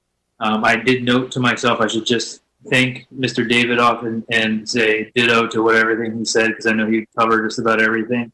But I do want to thank Mr. Dodge a lot for the effort. I know that there was a lot of time and effort and Urida for the work that you guys did in making these meetings happen. And I know that you spent a lot of time and effort in making this happen. So they've all run pretty smoothly. So thank you for that. And then to Peter and Matt, you guys really reacted to the times and listened to us on the council in regards to the wishes that we had with regards to your initial proposal. And then I think as Mr. Dodge has pointed out, I think the night that you presented your budget, the governor made his first declaration of a public health crisis, and then from there everything changed. So kudos to both of you for making this work and presenting what I think is a fantastic effort of everyone here today. I think what the biggest thing that I want to point out, this is a flat budget. That while we know that there are many needs in town that need to be, further looked at, there are so many families and people that are being impacted by this crisis, whether they're losing their jobs, their homes, their retirement, or in some cases their loved ones, that I think that this budget, while we can't necessarily react to everyone's funding requests, I think this is a fair and reasonable budget for what we're looking at. And to be honest, we don't really know. I think, as was talked about earlier, we have no idea what's going to come up in the next couple of months. I think every meeting we've had since the declaration, we're planning like 2 weeks out every time, and this is a budget for the rest of the year. And I think we need to keep. And what I like about this budget is that we provide some flexibility. We've looked and analyzed things and are doing our best here. And I also want to say thank you to the public safety departments that are, just doing God's work and helping everyone out and doing such amazing jobs, and really stepped up to the plate today as well with this budget. But I think the lens that I looked at when we basically started this process was, we need to ensure that this is a budget that's fair for everyone. And while I appreciate all the advocates and folks that called in and emailed us about their issues with some of the cuts, we just have to keep in mind that this is a budget for everyone. And I know that there are things that we may need to revisit in out years. I'm really proud to have worked with everyone here, but mostly I just wanted to thank the mayor for her tireless leadership on this. I know that there's been a lot of you've been wearing a lot of hats recently, and I think your dead focus on making sure that we get to a budget that works for this town in this crisis speaks volumes to your leadership, and I'm proud to support this. And again, thank you everyone for your support. And I also, like Mr. David, hope that we can have a unanimous decision in support of this budget, as I think it does what is necessary during these times. So thank you. Thank you, Mr. Sweeney. And I also want to thank you for your kind words, but also your contribution to the Finance and Administration Committee. You all did a lot of work, and I appreciate the input, but the whole council really did chip in. And it was a unifying experience, I think, to go through as the council of the whole, as we went through these larger meetings that really were very time consuming, but it did tie a lot together. Thank you again so much. Mr. Williams, you are next. Thank you, Madam Mayor. And thanks to the staff for putting together the budget and the work. Thanks to you, Madam Mayor, particularly for your work on the COVID crisis. And likewise, Corporation Council for sort of facilitating this entire process, and Urida as well.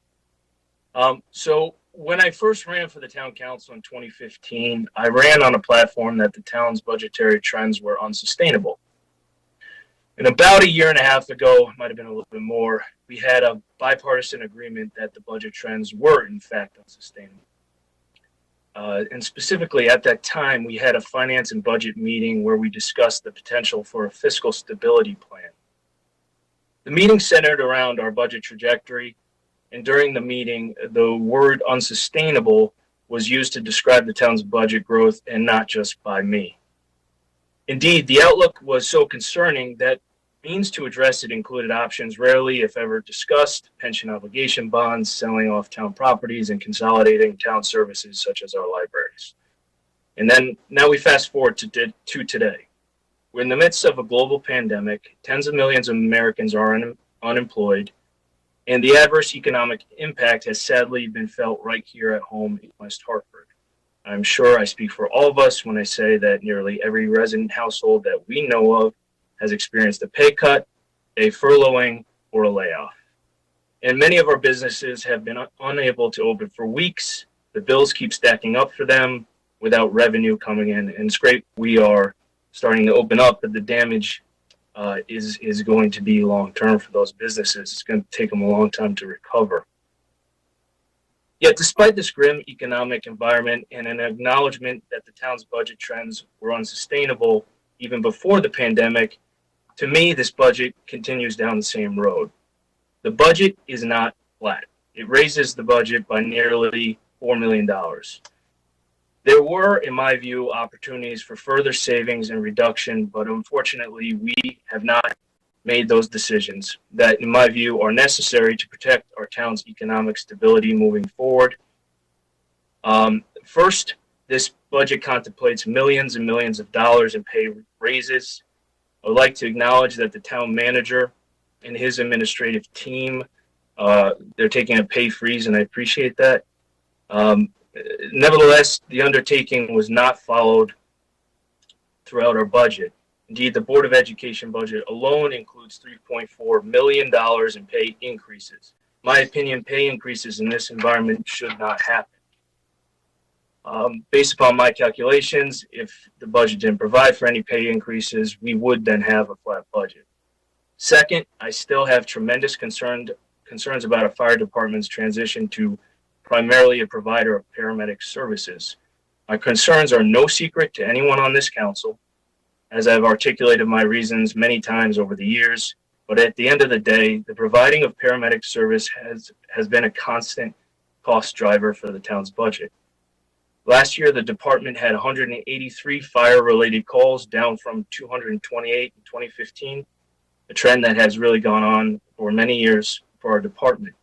Medical calls last year, however, totaled 7,101. Indeed, 71% of the fire department's calls are responding to medical calls. The numbers tell where the focus of the department is and where the costs will lie.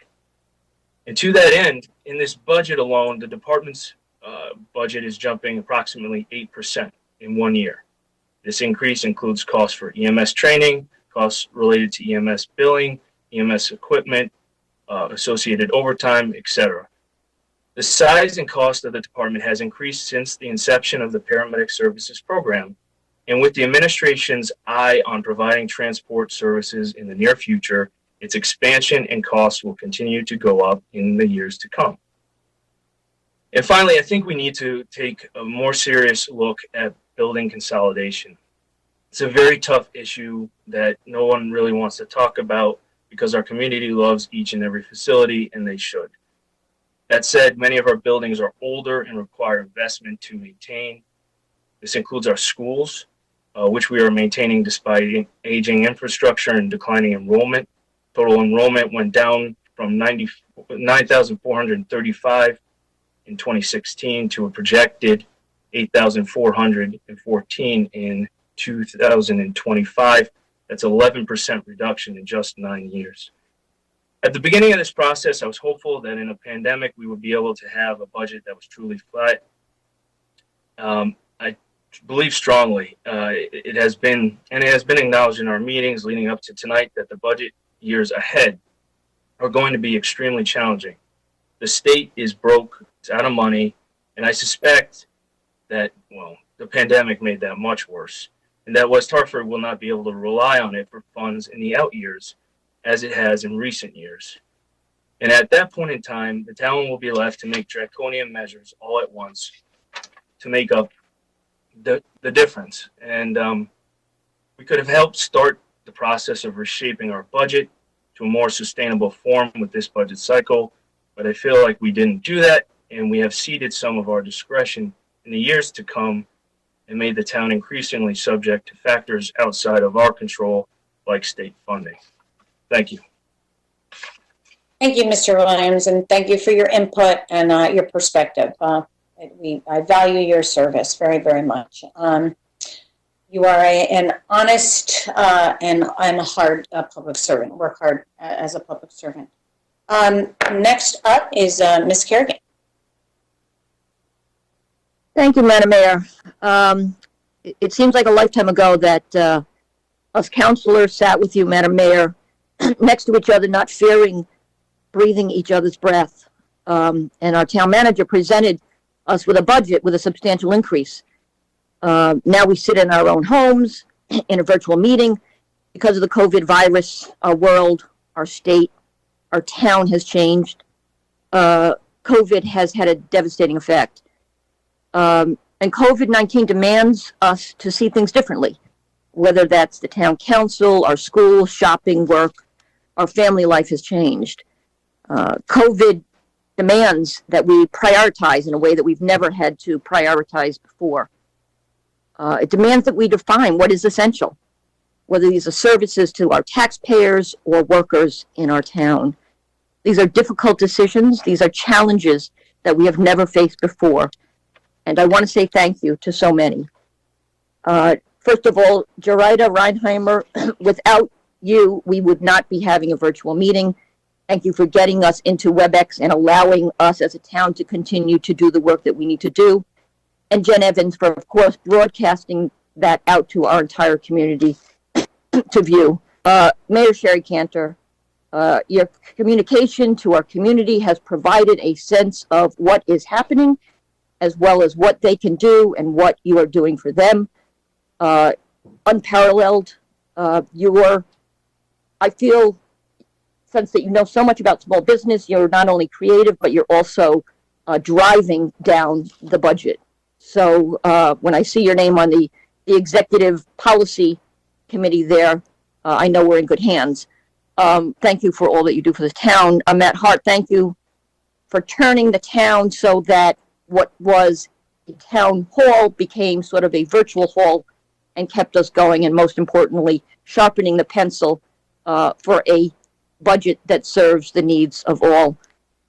Chief Priest and Chief Reddick, I've said it 1,000 times, there's nothing more important than safety. Thank you for putting your life on the line. I apologize that we're not allowed to deliver, not allowed, we're not able to deliver the PPEs that you folks so deserve. At this time, Superintendent Tom Moore, I have 2 kids, seniors.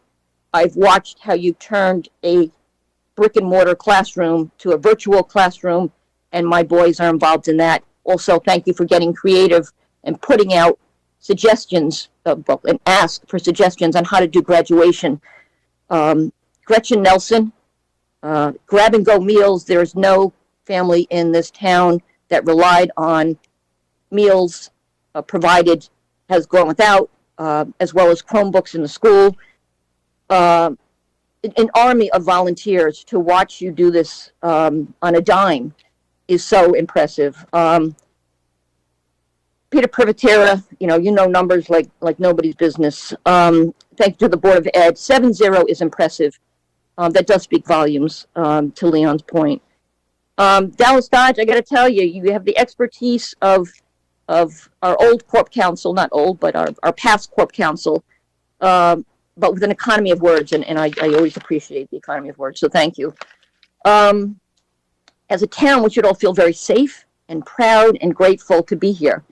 And none of this happens without the community involvement. And when our mayor asked to drive the budget down, sensitive to what was happening to all of our taxpayers, our community at large, perhaps the town manager sharpened his pencil a little too sharp, because our community came forward and said, we are willing to concede some services, but our library is critical to who we are, what West Hartford stands for.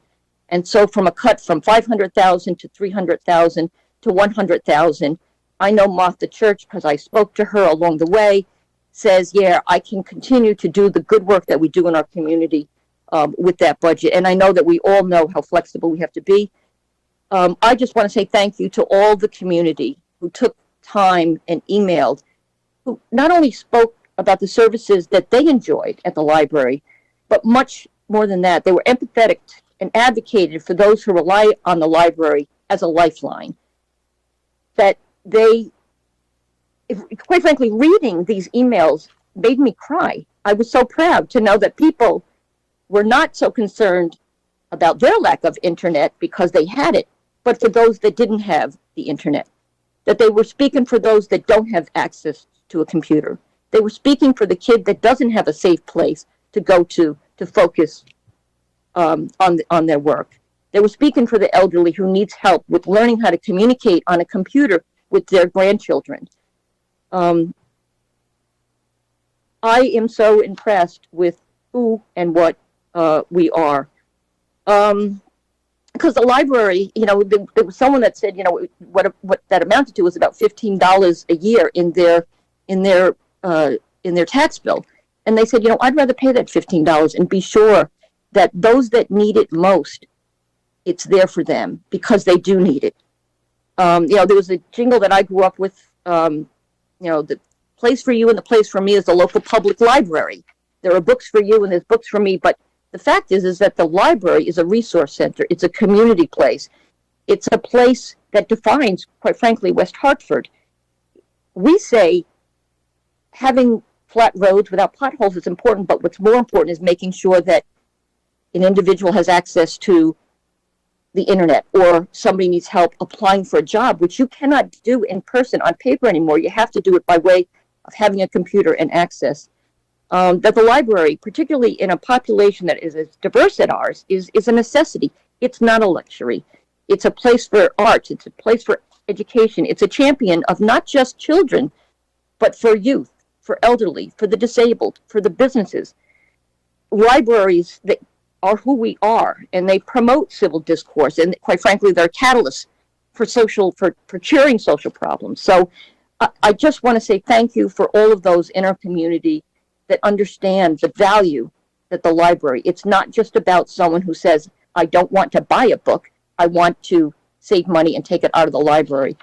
And so to Martha Church, I say thank you for keeping the library as it is. I do agree that sustainability is critical. I do think that there are individuals making concessions, going on furlough, having layoffs, and we need to be sure that everyone is doing what they can to give back. Freezes are good, but giving back more is even better. So I just want to thank everybody. This has been quite an adventure, and I look forward to going forward to be sure that we continue to serve both the needs of the taxpayers as well as the community at large. Thank you, Ms. Kerrigan. Appreciate your passion, and you did sum up the library feedback we got very, very well. And I appreciate that. That did strike us very, I think, very profoundly. Mr. Gulch, you're up next. Thank you, Madam Mayor. I appreciate and thank you for the time and the ability to present thoughts and comments. I heard from a lot of people tonight over the last several weeks concerning this year's budget, their thoughts, concerns. Obviously, I've expressed a lot as we've gone through the budget process, my first, and it's been rewarding and eye-opening in many different ways. March 9th, for me, the world changed. I got a call at about 6 a.m. from you, Madam Mayor, while I was away, and things became different for me. Things went virtual. Things got to be where we are. We keep saying and hearing that the world has changed. We've said it in the past repeatedly, historically going back decades and even centuries. We are presented now with an opportunity to take a frank and honest look at the way in which we can produce a budget that is economically reasonable for our town. We should not and cannot ignore this opportunity. We can't let history continue to repeat itself with budgets that keep getting passed that create an unsustainable burden to our taxpayers. I truly applaud the efforts of Matt Hart, his executive team, Mr. Davidoff leading the Budget and Finance Committee, and everybody else and all members of the Town Council and staff who helped put this together, put a budget in place, firstly in March, and then having an immediate pivot and recreating a new budget. But I have a question. Why did it take a global event to cause the budget to become basically flat with now the same mill rate of 41.8?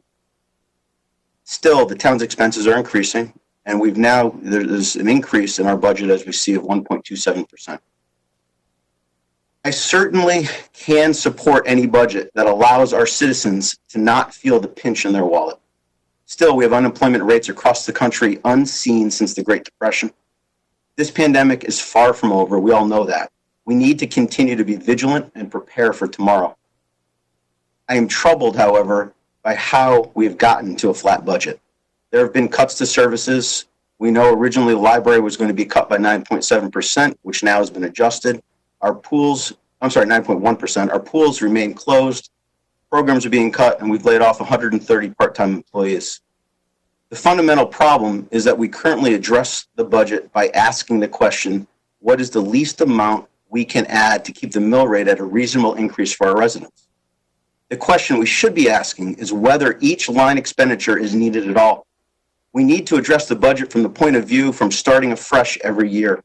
That is to say, we shouldn't be complacent with the budget from the prior year and then determine how little we should add to keep a reasonable tax increase. What we should be looking at is an evaluation of each program and each line item of the budget and ask ourselves, is this needed this year?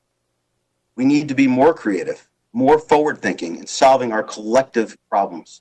Consolidation of our government infrastructure to accommodate these changing times is imperative to the success of our town. I've said it as we've gone through this process. We've heard the cost savings during this budget process of the maintenance and cleaning of less buildings. Why not take a step further? Let us look at every town building and have another frank discussion about its usefulness. Lastly, if it wasn't evident before, it should be glaring now that a multi-year budget process is of utmost importance. I know I've asked the town manager for a forecast of years to come, and I look forward to seeing that. While the budget is remaining flat, effectively, I am concerned that it is being done in a way that will not serve our town well in the years to come.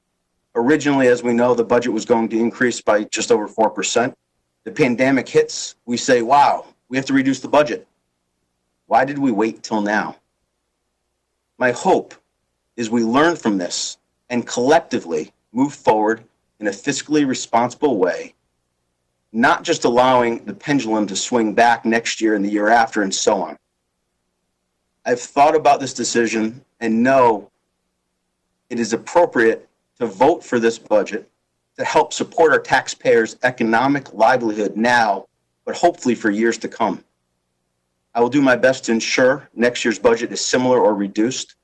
And because of the foregoing, I do vote in the affirmative for this budget. Thank you, Mr. Gold. I appreciate your comments, your context. There's a lot to learn in the first year, and there was there's a lot in here that I don't think we had enough time to give some context to, but I hope in the coming months we have the ability to do that. And with that, we will go now to Carol Blanks. Thank you. Thank you, Madam Mayor. And I just want to say thank you to Deputy Mayor Davidoff for your leadership on this committee and for all the members on the committee.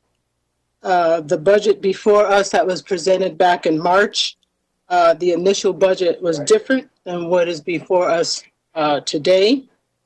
There's been so many things that have occurred in a few months, which is really mind-blowing. This is my first budget for the town council.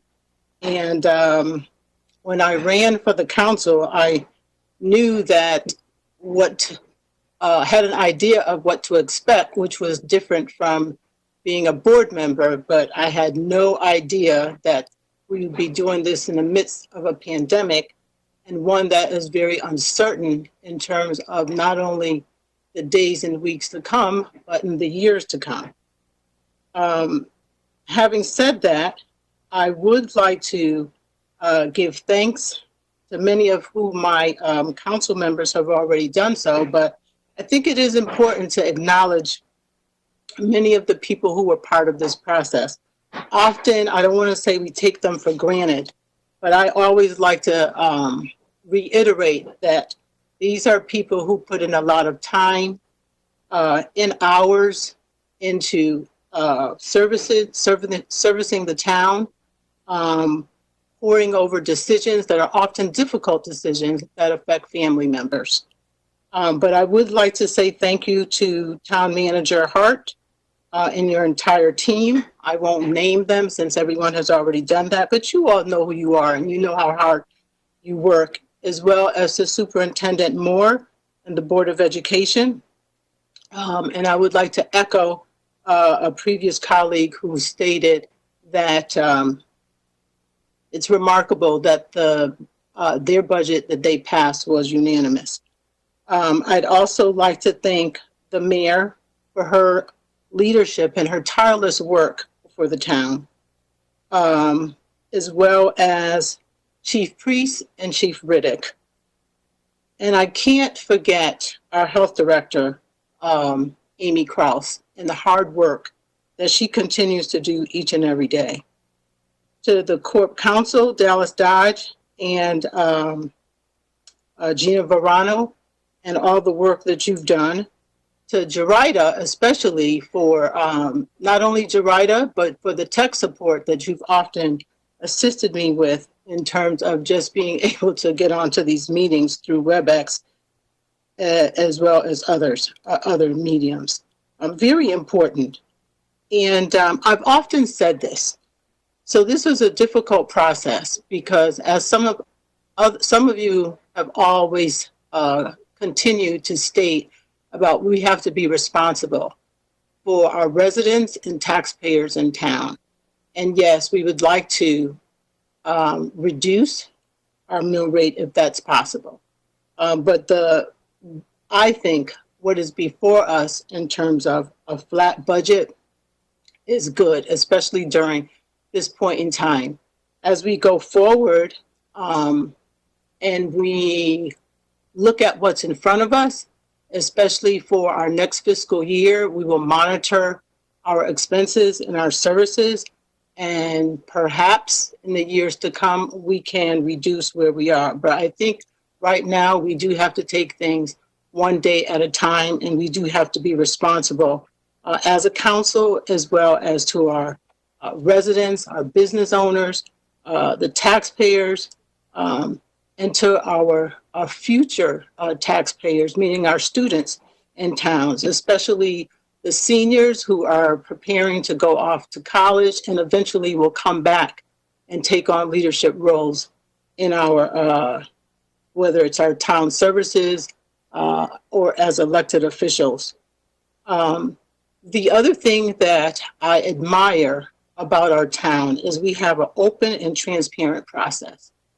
This is key, and it's so important because it allows our residents to become part of this process where they can express their concerns, raise questions, and talk about how impactful our services are to each and every one of them. There is much discussion about the library tonight. And I must say that when my family moved to this town, the library was the first place that we visited. Young families are in that town, are in the library receiving services, programs, our students, our seniors. We all use the library services. And yes, it is painful when we talk about reductions and cuts. But in terms of what's in front of us, we do have to make some difficult decisions. And it's not pleasant to receive or pleasant to hear. but in difficult times, we usually have to pull up our bootstraps and make some hard decisions and be able to stand by those decisions as well. So I just want to go on record to say that I am supporting this budget. I do think that it is a responsible budget. And I still would like to express my thanks, especially to Jen and her team for being able to broadcast all of our meetings to the town residents so that they are aware and educated about our process. And I'll just wrap it up from there. So I just want to say thank you to the mayor, thank you to the deputy mayor, and to all of my council members, especially since this is my first budget. Thank you. Thank you, Ms. Blanks. Yeah, it's quite a ride, isn't it?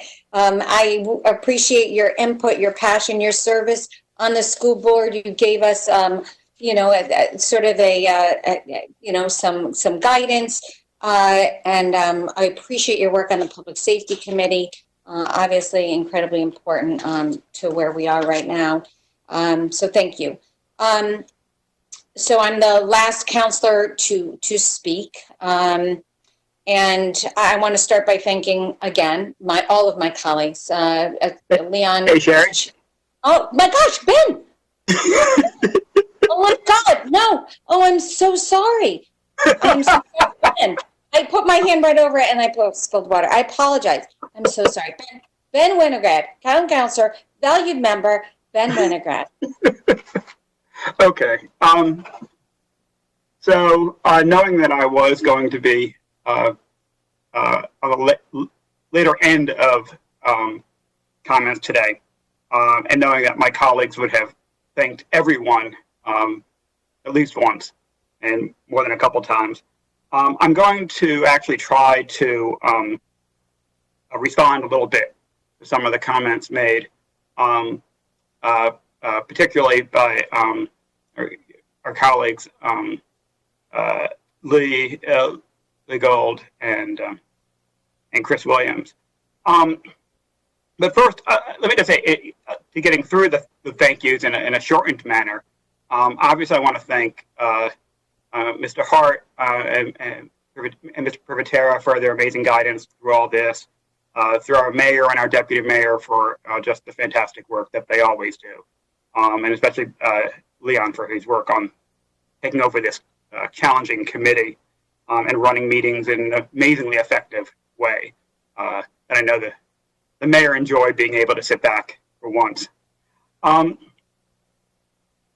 also want to throw a couple things to, obviously all the department heads, but I particularly wanted to thank, Martha Church has obviously been talked about quite a bit, being sort of the, in the spotlight in this budget fight. I thought she handled herself very well. And, she's been our library head since 2015. Being head of a library where she had gotten her first library card.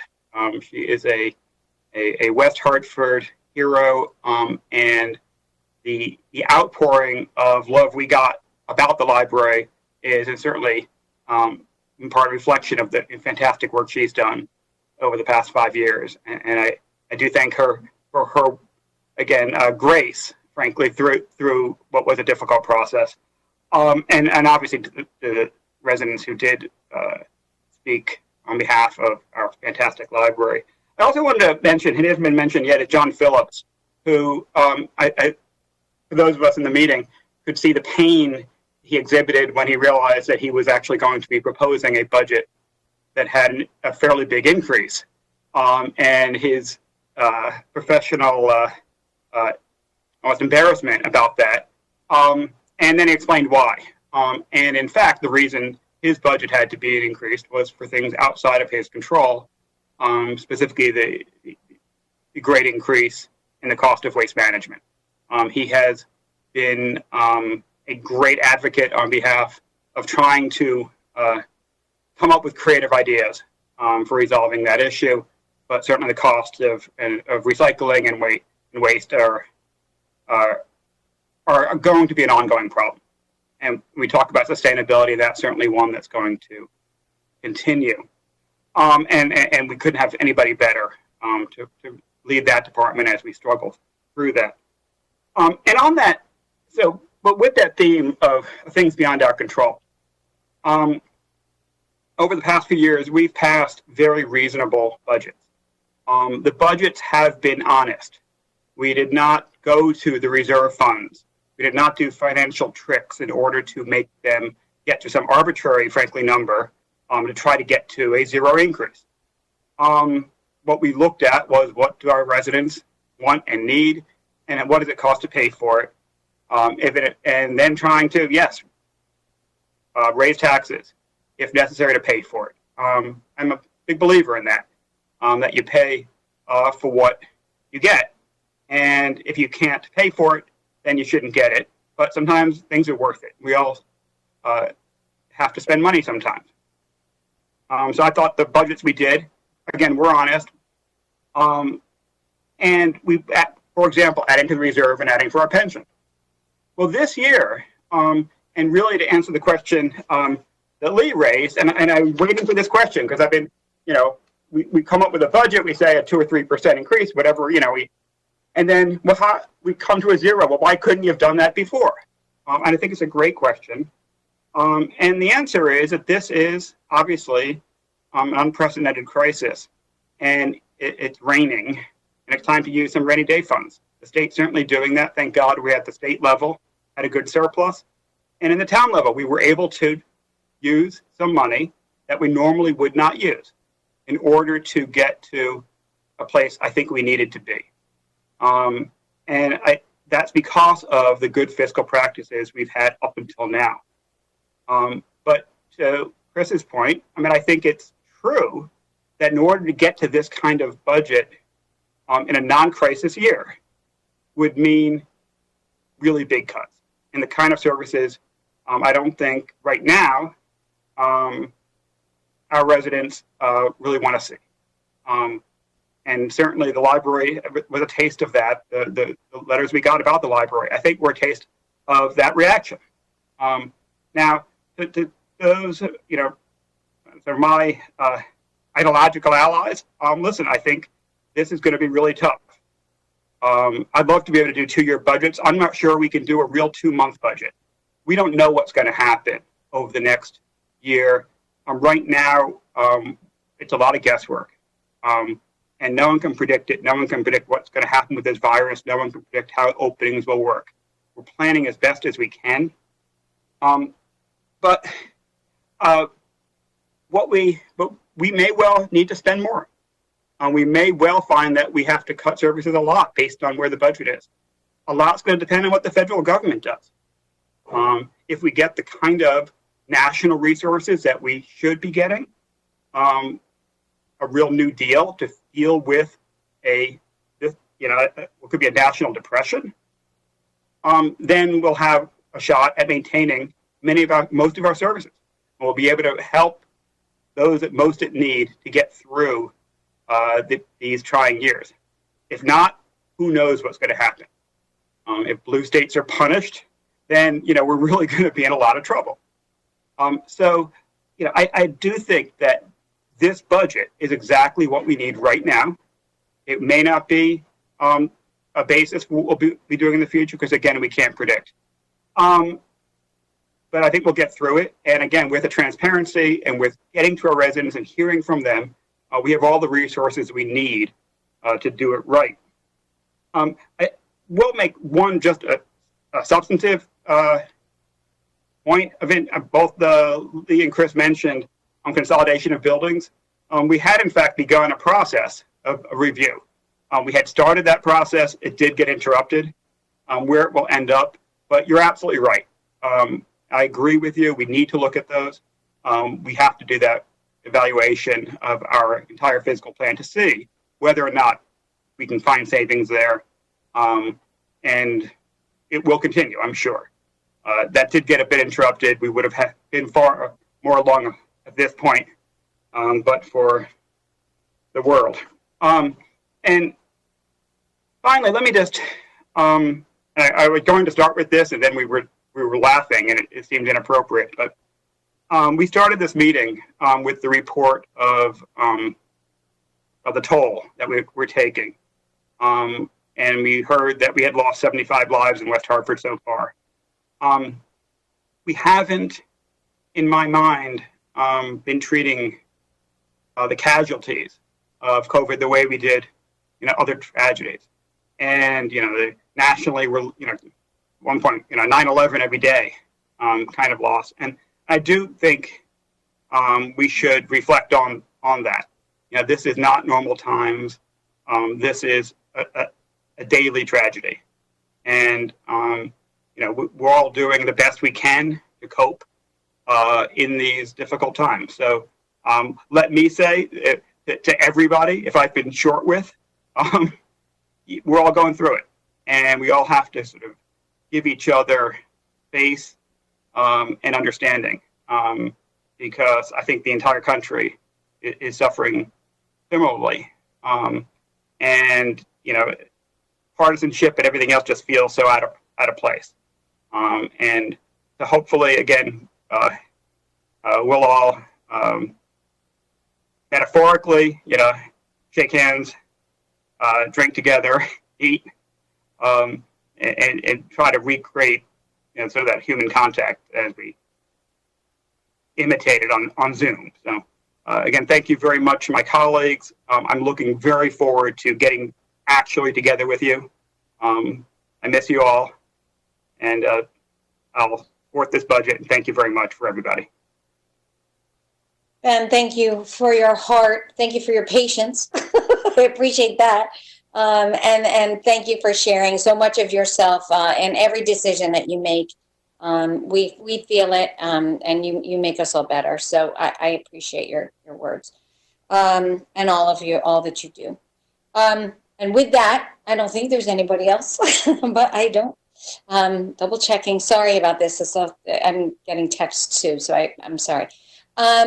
I would like to start by thanking Leon for leading the Finance and Budget Committee. It was a little hard for me to let go, but I knew it was in good hands, and he has done a stellar job, and I appreciate you've not easy to do the meetings, the beginning of virtual meetings, but you handled them with dignity and grace, and I appreciate that very much. And it really was nice to be able to sneak something to eat while the meetings were going on. So I do appreciate that.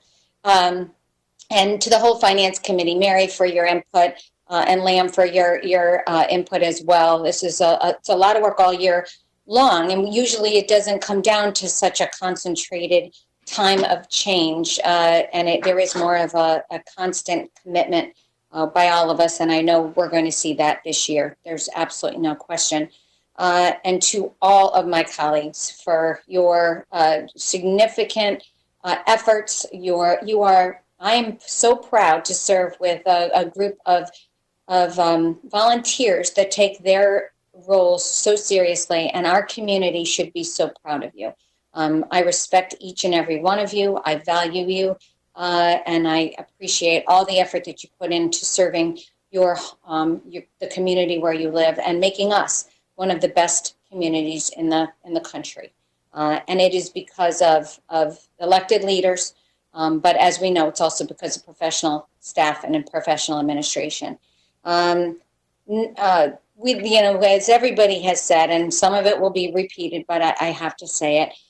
This has been an extraordinary challenge and loss for so many. And Ben, it's exactly what I was going to say. We haven't recognized this loss the same way we've recognized other losses and tragedies, partly because it's ongoing and every day it changes. And I don't want to miss one person in a moment of silence, but we do need to remember and recognize why we're on screen and what we're all going through. There is tremendous loss, and so many of us have been touched. Parents, this week, three of my friends lost parents. And I lost a classmate that I went to school with, a neighbor of my, where I grew up. There is so much loss in life, of opportunity, of experiences, of employment. And we're all trying to navigate through an incredible amount of uncertainty. But there have been tremendous silver linings of this slowdown of life and this this pause, not for the reason, but for the pause itself, a simplicity, a clearing of the air. I've seen more birds, I think, than I've seen in years. The unique amount of time to spend with family and neighbors, making calls and connecting virtually with my kids that I haven't done it since when they studied abroad. I haven't had the length of conversations with them. It's always been sort of in a rush. Children appreciating free play in an unstructured way that was the way when I grew up. I think my mother would lock the door behind us. We lived on a dead end street and she'd lock the door, and until the street lights came on, we were outside. And so it's a unique time. And if we can find those silver linings in those precious moments, it will be memorable as long as we stay together and make our way through it. We have a special community. It is a really walkable community.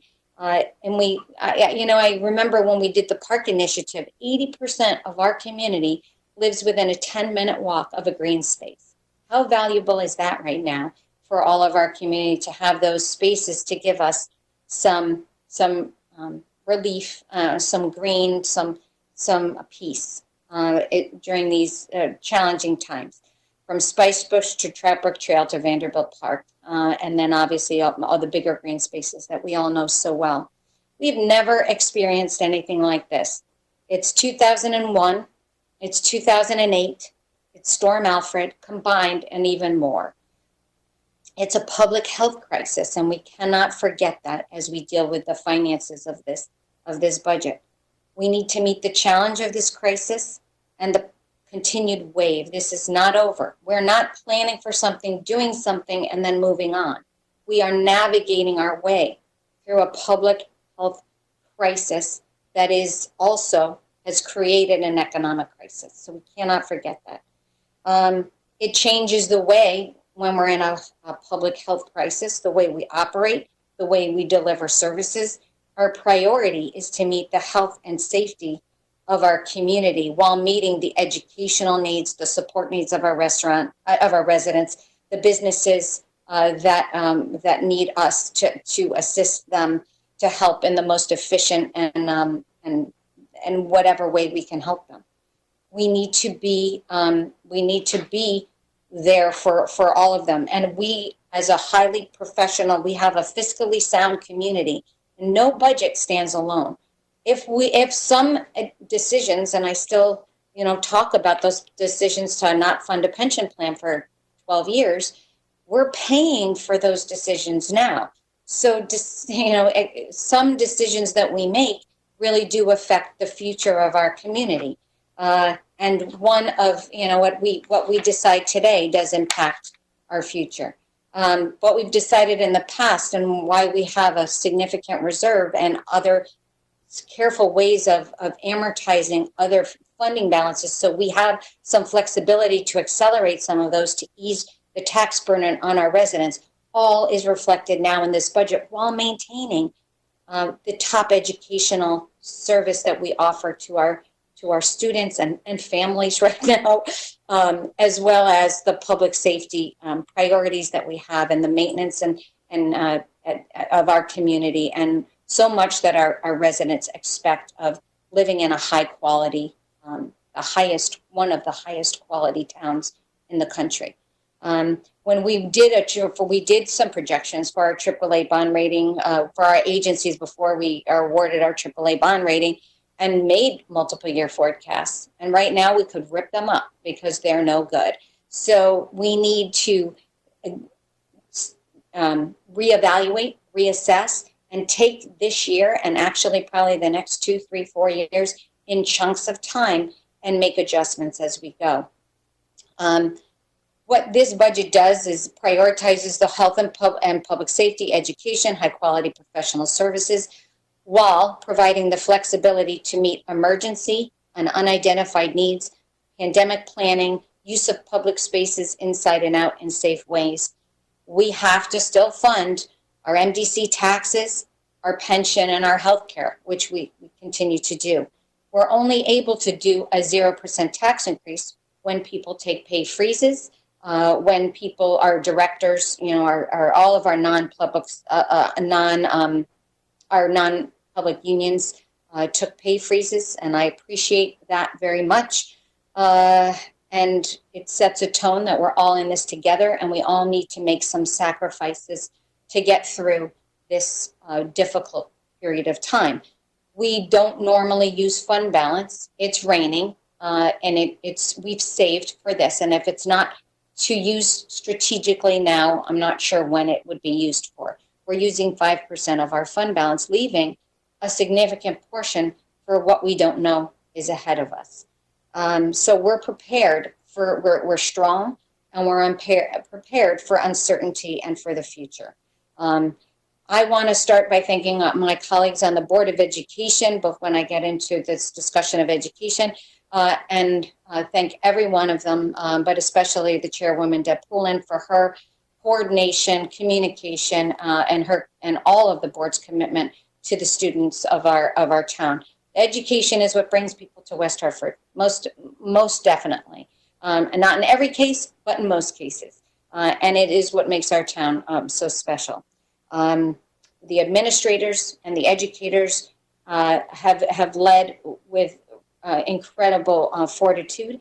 I want to thank our superintendent, Tom Moore, Rosina Haskins, and I think Gretchen Nelson was mentioned already, for all that they've provided to wrap around the families of our students as they navigate in ways that they've never thought that they would be operating. They were required to make such a rapid adjustment and quickly rose to the Herculean task of pivoting to a highly engaged distance learning. When I hear what other towns are doing and how we have operated and had our education system up and running, it is second to none. And our per pupil spending, I will say, is in the bottom third of the state of Connecticut. So just another plug for an efficient, effective education system. And again, the support systems of food, technical support to the families so these students could learn, beyond the technical support of actually providing, whether it's a hotspot, internet connections, or the actual device themselves. And then, of course, the emotional support that teachers provide every single day. And many of these teachers are women that are juggling their own families alongside while they're teaching our students. Make no mistake, our teachers are essential to the success of the students in distance learning. It does not happen by itself. And digital learning is essential for all the tools that our students are going to need to deal with critical thinking, innovation, resilience, training for so many things, and empowering our students to carry on.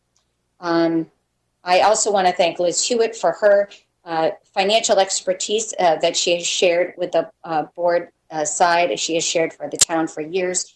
I miss you on our side, but I know you've done a great job on the education side.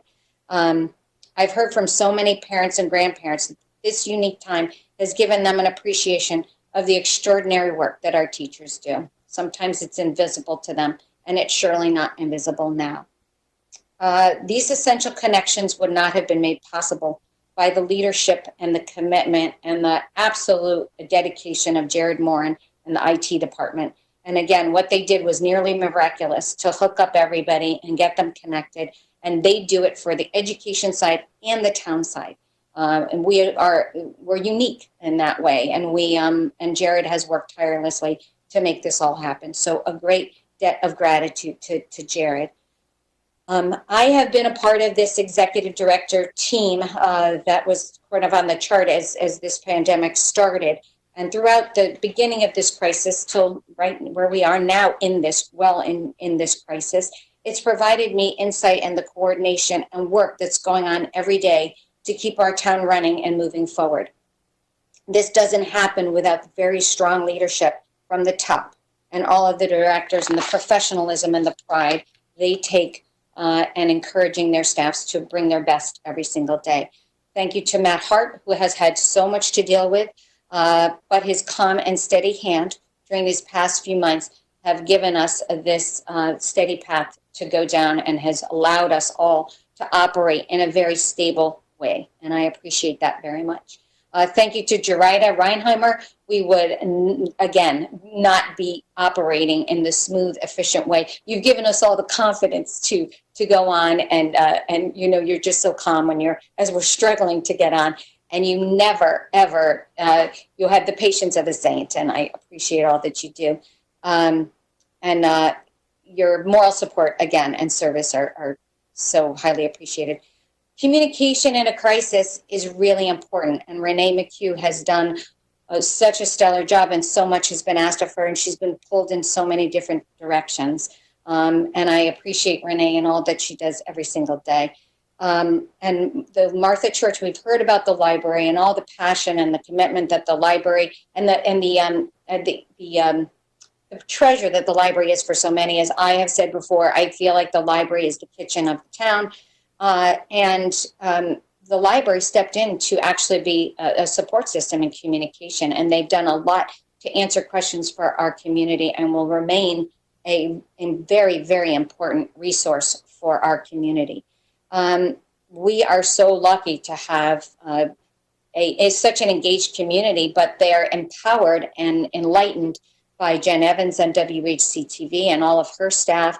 Ronnie Newton on WeHad.com, huge following and such investigative journalism, and really gives context to so much of what we do.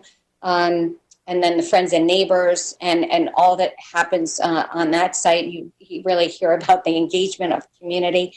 I don't go on it too much because it will, be difficult for me to move on. And then our Chamber of Commerce community partner that has really helped our businesses and opened up to not just their members, but to everybody.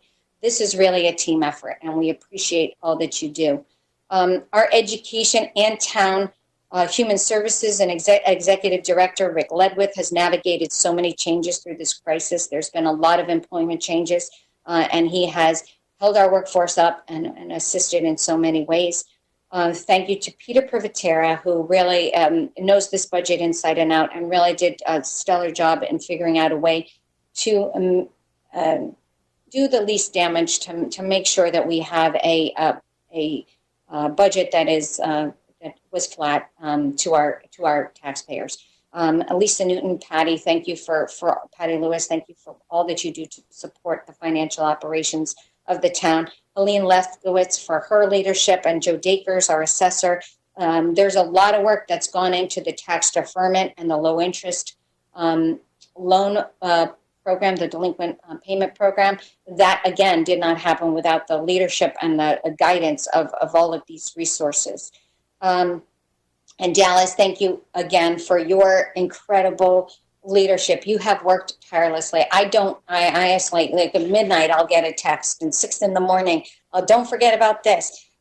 I mean, your heart and your soul are, and when we hired you as corp counsel, little did we all know, but I am just awed by your ability to just deliver constantly, and you're always one step ahead of us.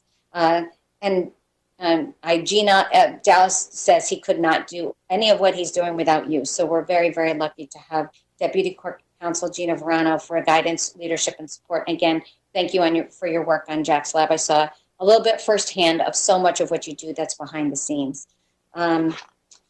Essie Lebro, the best town clerk in the state of Connecticut, amazing, and you have our back. You actually, that's not what I wrote. I said you are our backbone, but you also have our back. And you are the center of so much of what we do. You're our front door, and thank you for that. Our directors have all gone above and beyond to operate as smoothly and as efficiently as they can, always with the highest level of service in mind. Social services has stepped up to meet the growing demands to so many in our community. And coupled with our fire department, they have provided the Community Life and Support Program, the CLASP program, which is serving almost 300 residents, I think, at last count. They provide the assistance to those in need to keep our community safe. And the leadership of this would not happen without all that Helen does, our Human and Leisure Services Department Head, Helen Rubino Turco, who also has had to reinvent so much of what she's done. and our tremendous fire chief, Greg Priest. The work and leadership of all of what happens, keeping our community safe, so much of it rests in our police department and Chief Riddick. He is a remarkable leader and has given us, I think, sometimes difficult answers to some things that we are talking about with the safety of our community, but always honestly and always with a foresight of where things are going to go, with a real wisdom. And maybe that comes with age. Sorry, Chief. But you've helped us manage this health crisis on the front line, and I appreciate all you do. I'm going to go back to Chief Priest because the paramedics are truly on the front lines of this pandemic. And I think I've heard people say, well, they're public safety. This is what they do.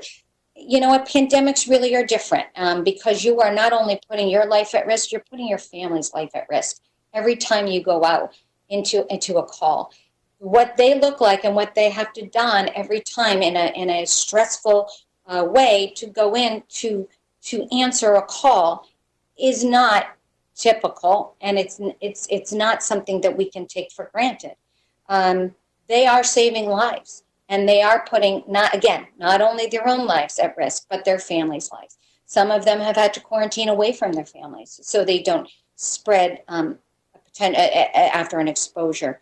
So they're going into really dangerous situations. Yes, that's what they signed up for, and yes, they are always ready to run in to danger to protect us.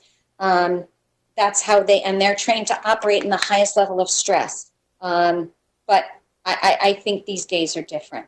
And I know that I value every one of them and what they do.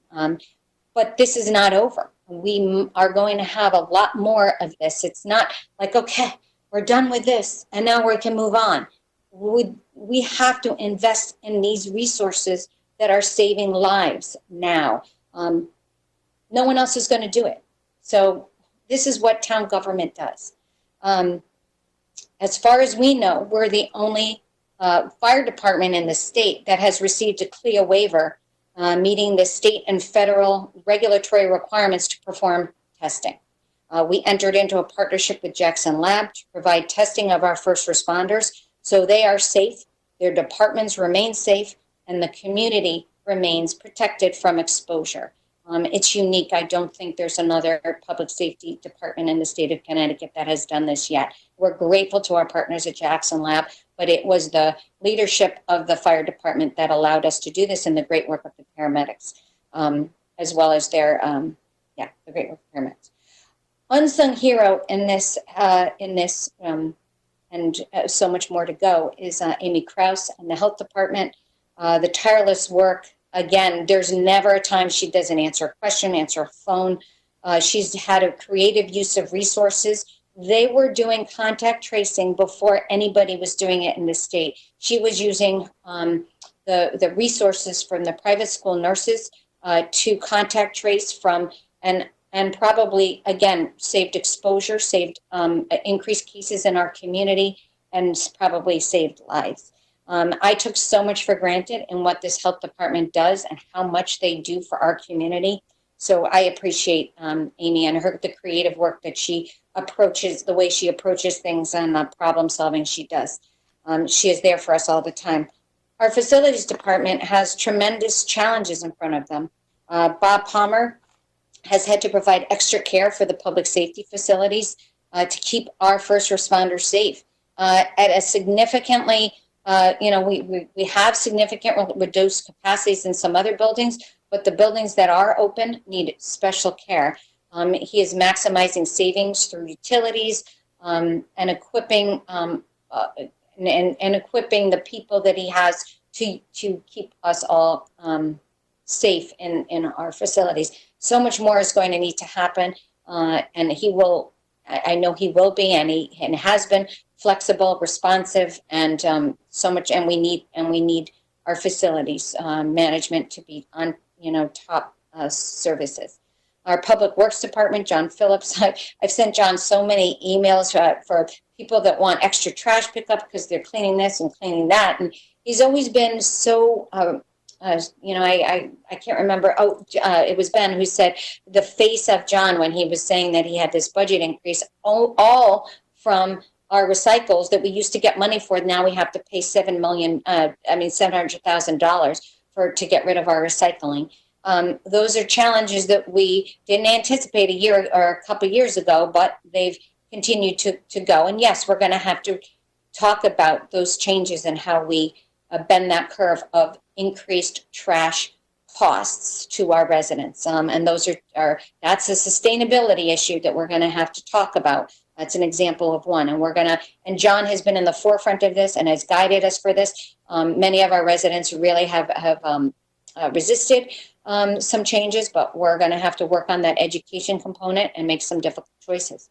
Our town engineer, Dwayne Martin, has done so many difficult requests with people working from home. They're around so much more. And when a road is under construction and everybody's looking at everything as they're walking, the bar has been raised, I think, but he has been so responsive, and so, we're so lucky to have a town engineer with such an incredible patience and a wonderful personality. And I appreciate all he does, and he prioritizes customer service. We're very lucky for that.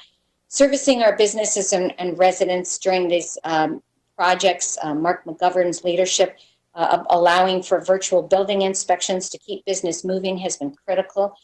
This was a model that has been used, I think, around the country, and we're proud of that.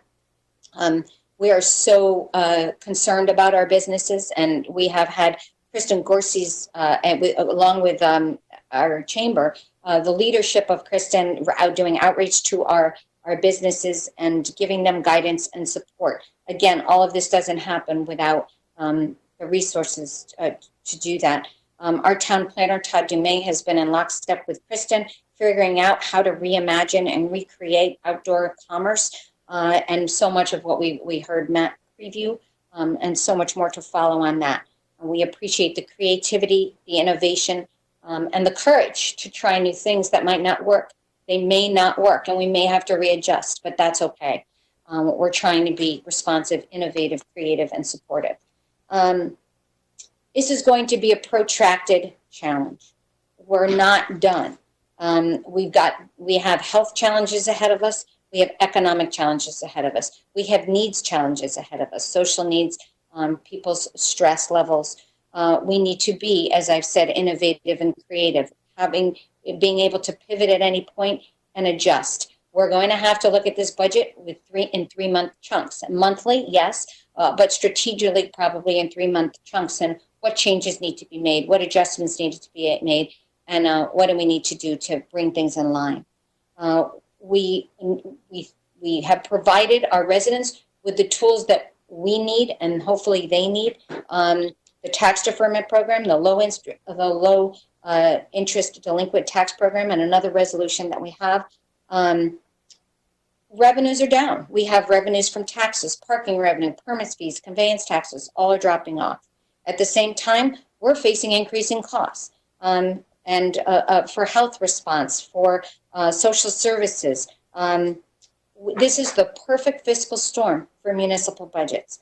We need to plan for multiple scenarios, giving ourselves room to pivot, adjust, be creative, and innovate. As we manage our way through this crisis and challenge, this will not be our last. It will not be our only challenge and crisis. We had snow in May. We had hail yesterday or the day before. We're going to have hurricanes and storms, and there will be other crises that happen to our community, and we need to be prepared for them.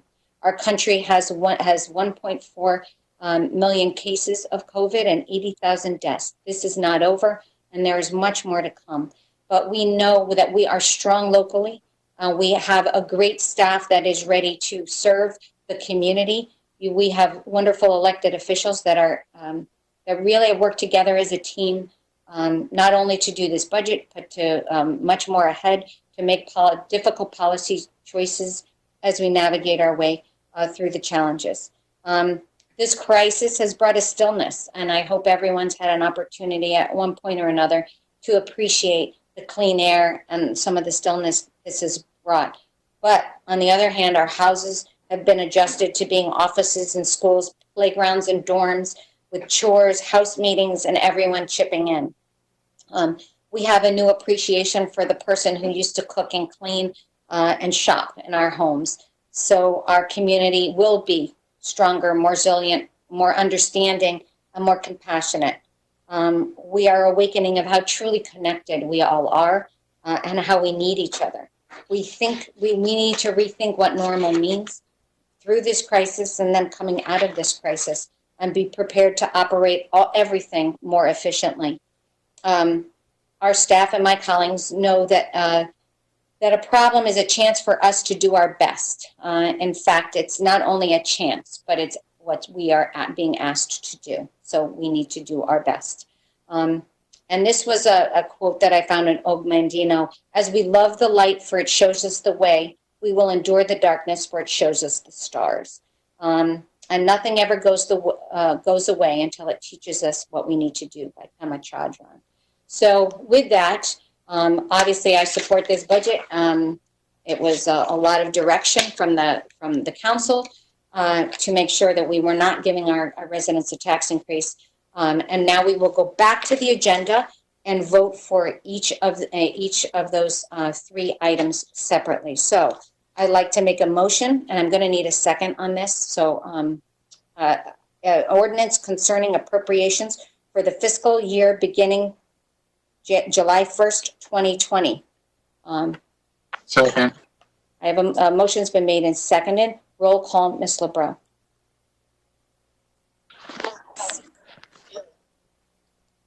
Ms. Cantor? Yes. Mr. Davidoff? Yes. Ms. Fay? Yes, with reservations. Mr. Gold? Affirmative. Ms. Kerrigan? Kerrigan, yes.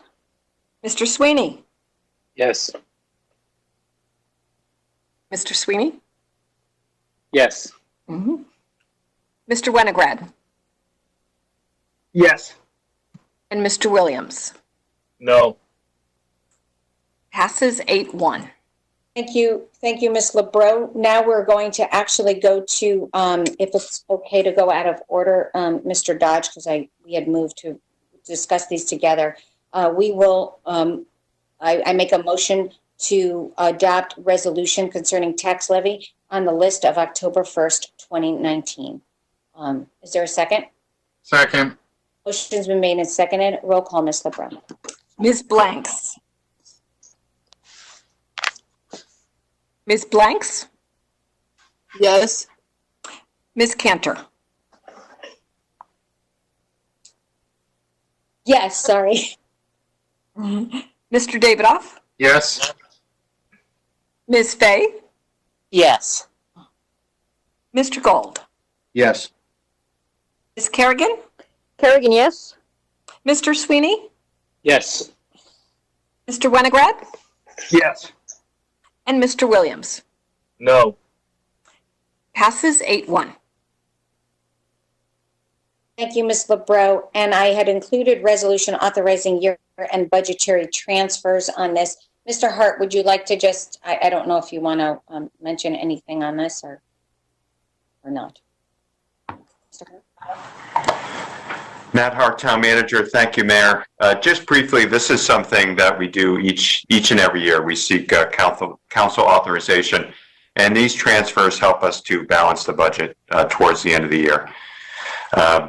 So if there are unexpended funds in one line item, we can transfer them to another, and we will not obviously be transferring anything outside of the boundaries of the legally adopted budget. Happy to take any questions, as well as Mr. Privatera. Thank you, Mr. Hart. Are there any questions for the town manager on this side? Okay. With that, roll call, Ms. LeBron. Did you want a second on that? I was told by Corporation Counsel I don't need a second, so I'm going with it. Ms. Blanks? I made a motion. I'm going with roll call. Okay. Thank you. Ms. Blanks? Yes. Ms. Cantor? Yes. Mr. Davidoff, Yes. Ms. Fay, Yes. Mr. Gold, Yes. Ms. Kerrigan, Kerrigan, yes. Mr. Sweeney, Yes. Mr. Winograd, Yes. and Mr. Williams. Yes. It's unanimous. Thank you, Ms. LeBreau. We're going to go back to 2B. I move that we adopt the ordinance deauthorizing $1.2 million for projects authorized in the capital improvement plan for the fiscal year 2020-2021, appropriating $926,000 for projects in the capital improvement program for the fiscal year 2021, appropriating $19,013,000 for projects in the capital improvement program for the fiscal year 2021, and authorizing the issuance of bonds of the town in an amount not to exceed $20,739,000 to finance the appropriations and pending the issuance thereof, the making of temporary borrowings for such purpose. I make a motion to adopt. I don't need seconds from what I understand. And so, Mr. Hart, do you want to just do a quick summary of this? We've all seen it and this has been a subject of public hearing. Thank you, Mayor. Matt Hart, Town Manager. This ordinance, we need it in order to implement and finance the first 2 years, of the proposed FY21 through 32 capital improvement program. The town normally commits to funding the first 2 years of the CIP, as we've discussed in our budget sessions. Over the course of next fiscal year, management will authorize new projects in an incremental fashion in order to give us flexibility to meet changing financial conditions. Happy to take any specific questions, as well as Mr. Privatera. Questions for Mr. Hart or Mr. Privatera? Okay, roll call, Ms. LeBreau. Ms. Blanks, Yes. Ms. Cantor, Ms. Cantor, Yes. Mr. Davidoff, Yes. Ms. Fay, Yes. Mr. Gold, Yes. Ms. Kerrigan, Kerrigan, yes. Mr. Sweeney, Yes. Mr. Winograd, Yes. and Mr. Williams. No. It's 8-1. Thank you, Ms. LeBreau. We go on to C. This is an ordinance concerning appropriations. I make a motion to adopt ordinance concerning appropriations to and in the Capital Improvement Fund for the fiscal year beginning July 1st, 2020. Mr. Hart, would you just like to explain this item for the resident? I will, Mayor. Matt Hart, Town Manager. This ordinance is required to transfer funding from the Capital Non-Recurring Expenditure Fund to the Capital Improvement Fund in order to finance projects in the larger capital improvement program.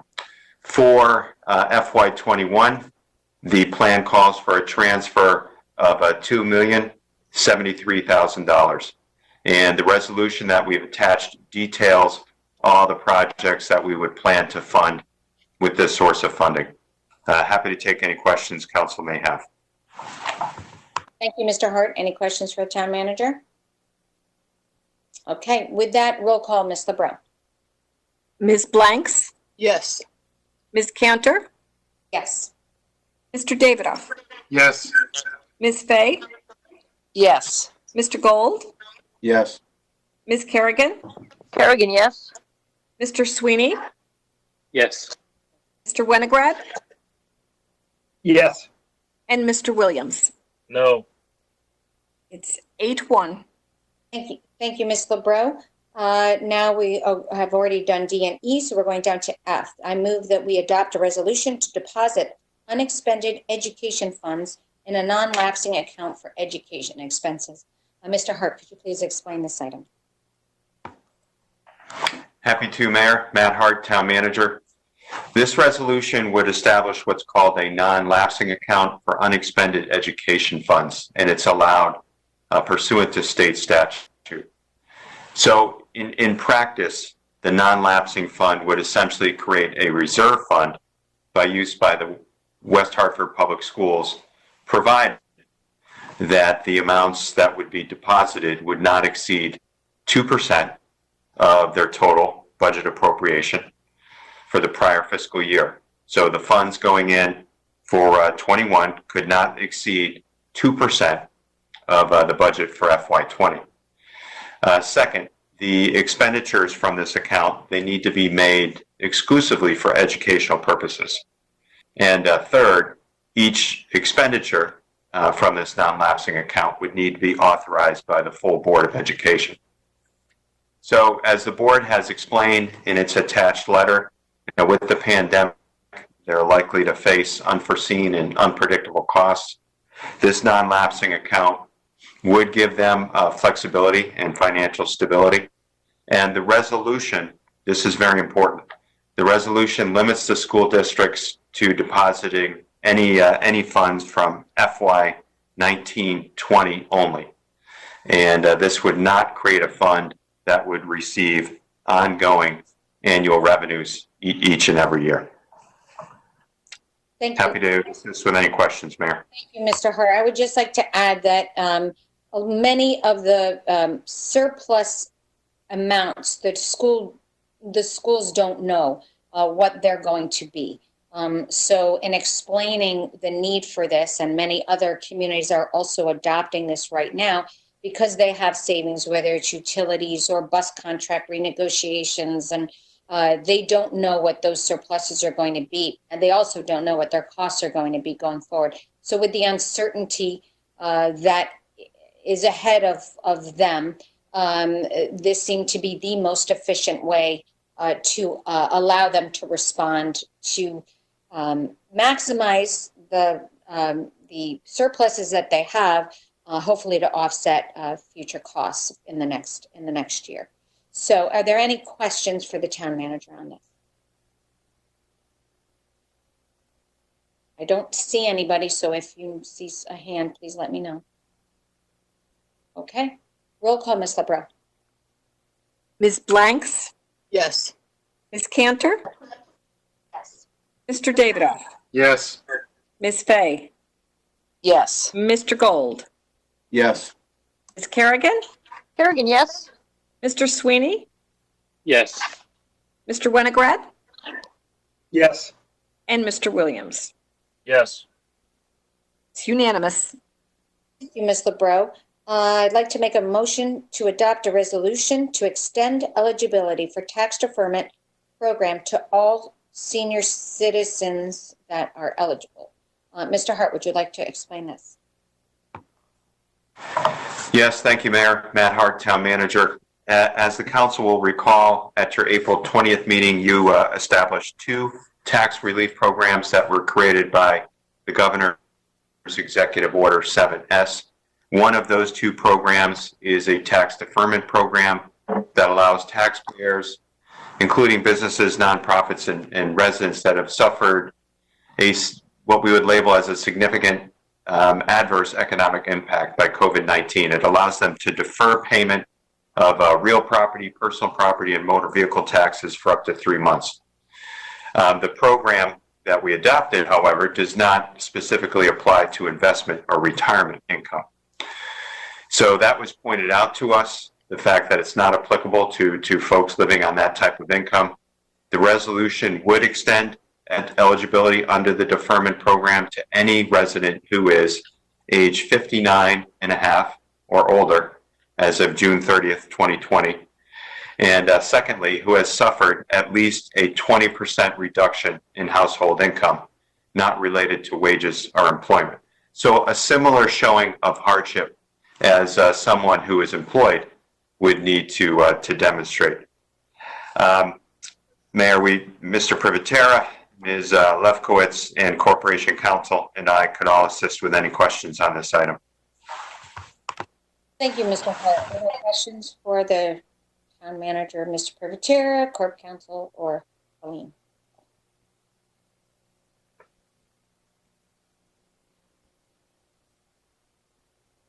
All right. Oh, Mr. Davidoff. Thank you, Madam Mayor. Through you to the manager. So will there be further guidance or guidelines promulgated so that people understand how this particular tax deferment program will work. Lefkowitz, Revenue Collector. Actually, let me just say thank you, Mr. Davidoff, and then go to Helene. Thank you. Thank you. Yes, we will revise the application to include that as another category, and we will send out information the same way we did previously through email blasts and other social media to explain the additional category as being acceptable. Thank you, Helene. Anything further, Mr. Davidoff? No, thank you, Madam Mayor. Okay. Any other questions? Thank you both. Any other questions for staff? Okay, I don't see any. So, okay. A roll call, Ms. LeBron. Ms. Blanks? Yes. Ms. Cantor? Yes. Mr. Davidoff? Yes. Ms. Fay? Yes. Mr. Gold? Yes. Ms. Kerrigan? Kerrigan, yes. Mr. Sweeney? Yes. Mr. Winograd? Yes. And Mr. Williams? Yes. That's unanimous. Thank you, Ms. LeBron. I'd like to make a motion to adopt a resolution approving the 2020-2030 Plan of Conservation and Development. Mr. Hart, you want to just give a quick summary of this? I will, Mayor. Matt Hart, Town Manager. So this resolution is seeking your approval and the final adoption of the Plan of Conservation Development. At your last meeting, you may recall you did vote unanimously to receive it. The POCD, it's something we update every 10 years. We can update it more often if needed, and it serves as a very important planning tool for the council, for TP&Z, and the staff. In addition, state agencies often require a municipality to have an up-to-date POCD in order to receive state grant funding for various projects. And we do receive certainly our share of grant funding for very important projects for the town. So at this point, staff is recommending council approval of the attached resolution. Happy to take any questions, Mayor. Thank you, Mr. Hart. Are there any questions for Mr. Hart on this resolution? I would just like to extend, Mr. Davidoff, go ahead. Thank you, Madam Mayor. Through you, it's more a comment than a question. As a former chair of the Town Planning and Zoning Commission who's sat on one of these conservation and development projects, it's a quite laborious task. And to our colleagues who sit on the Town Plan and Zoning Commission, I extend thanks for their many hours of service to our community to get this document ready for our approval this evening. And to all the stakeholders who took part in a variety of focus groups to frame the concerns and issues with respect to our plan of conservation development, I thank you. And to our planning staff, our planner, and those who work in the planning department, as well as other town staff who were instrumental in bringing this very comprehensive plan forward, I thank them as well. It's really important to note that the Plan of Conservation and Development is quite an important document because as the chief zoning authority for the town of West Hartford, being the town council, many applicants use this document in their presentations to us to persuade us that the application that they file for any of their land use or special permits are considered in this plan and are harmony with what we thought would be the best uses of land or zoning regulations or things that affect our community life.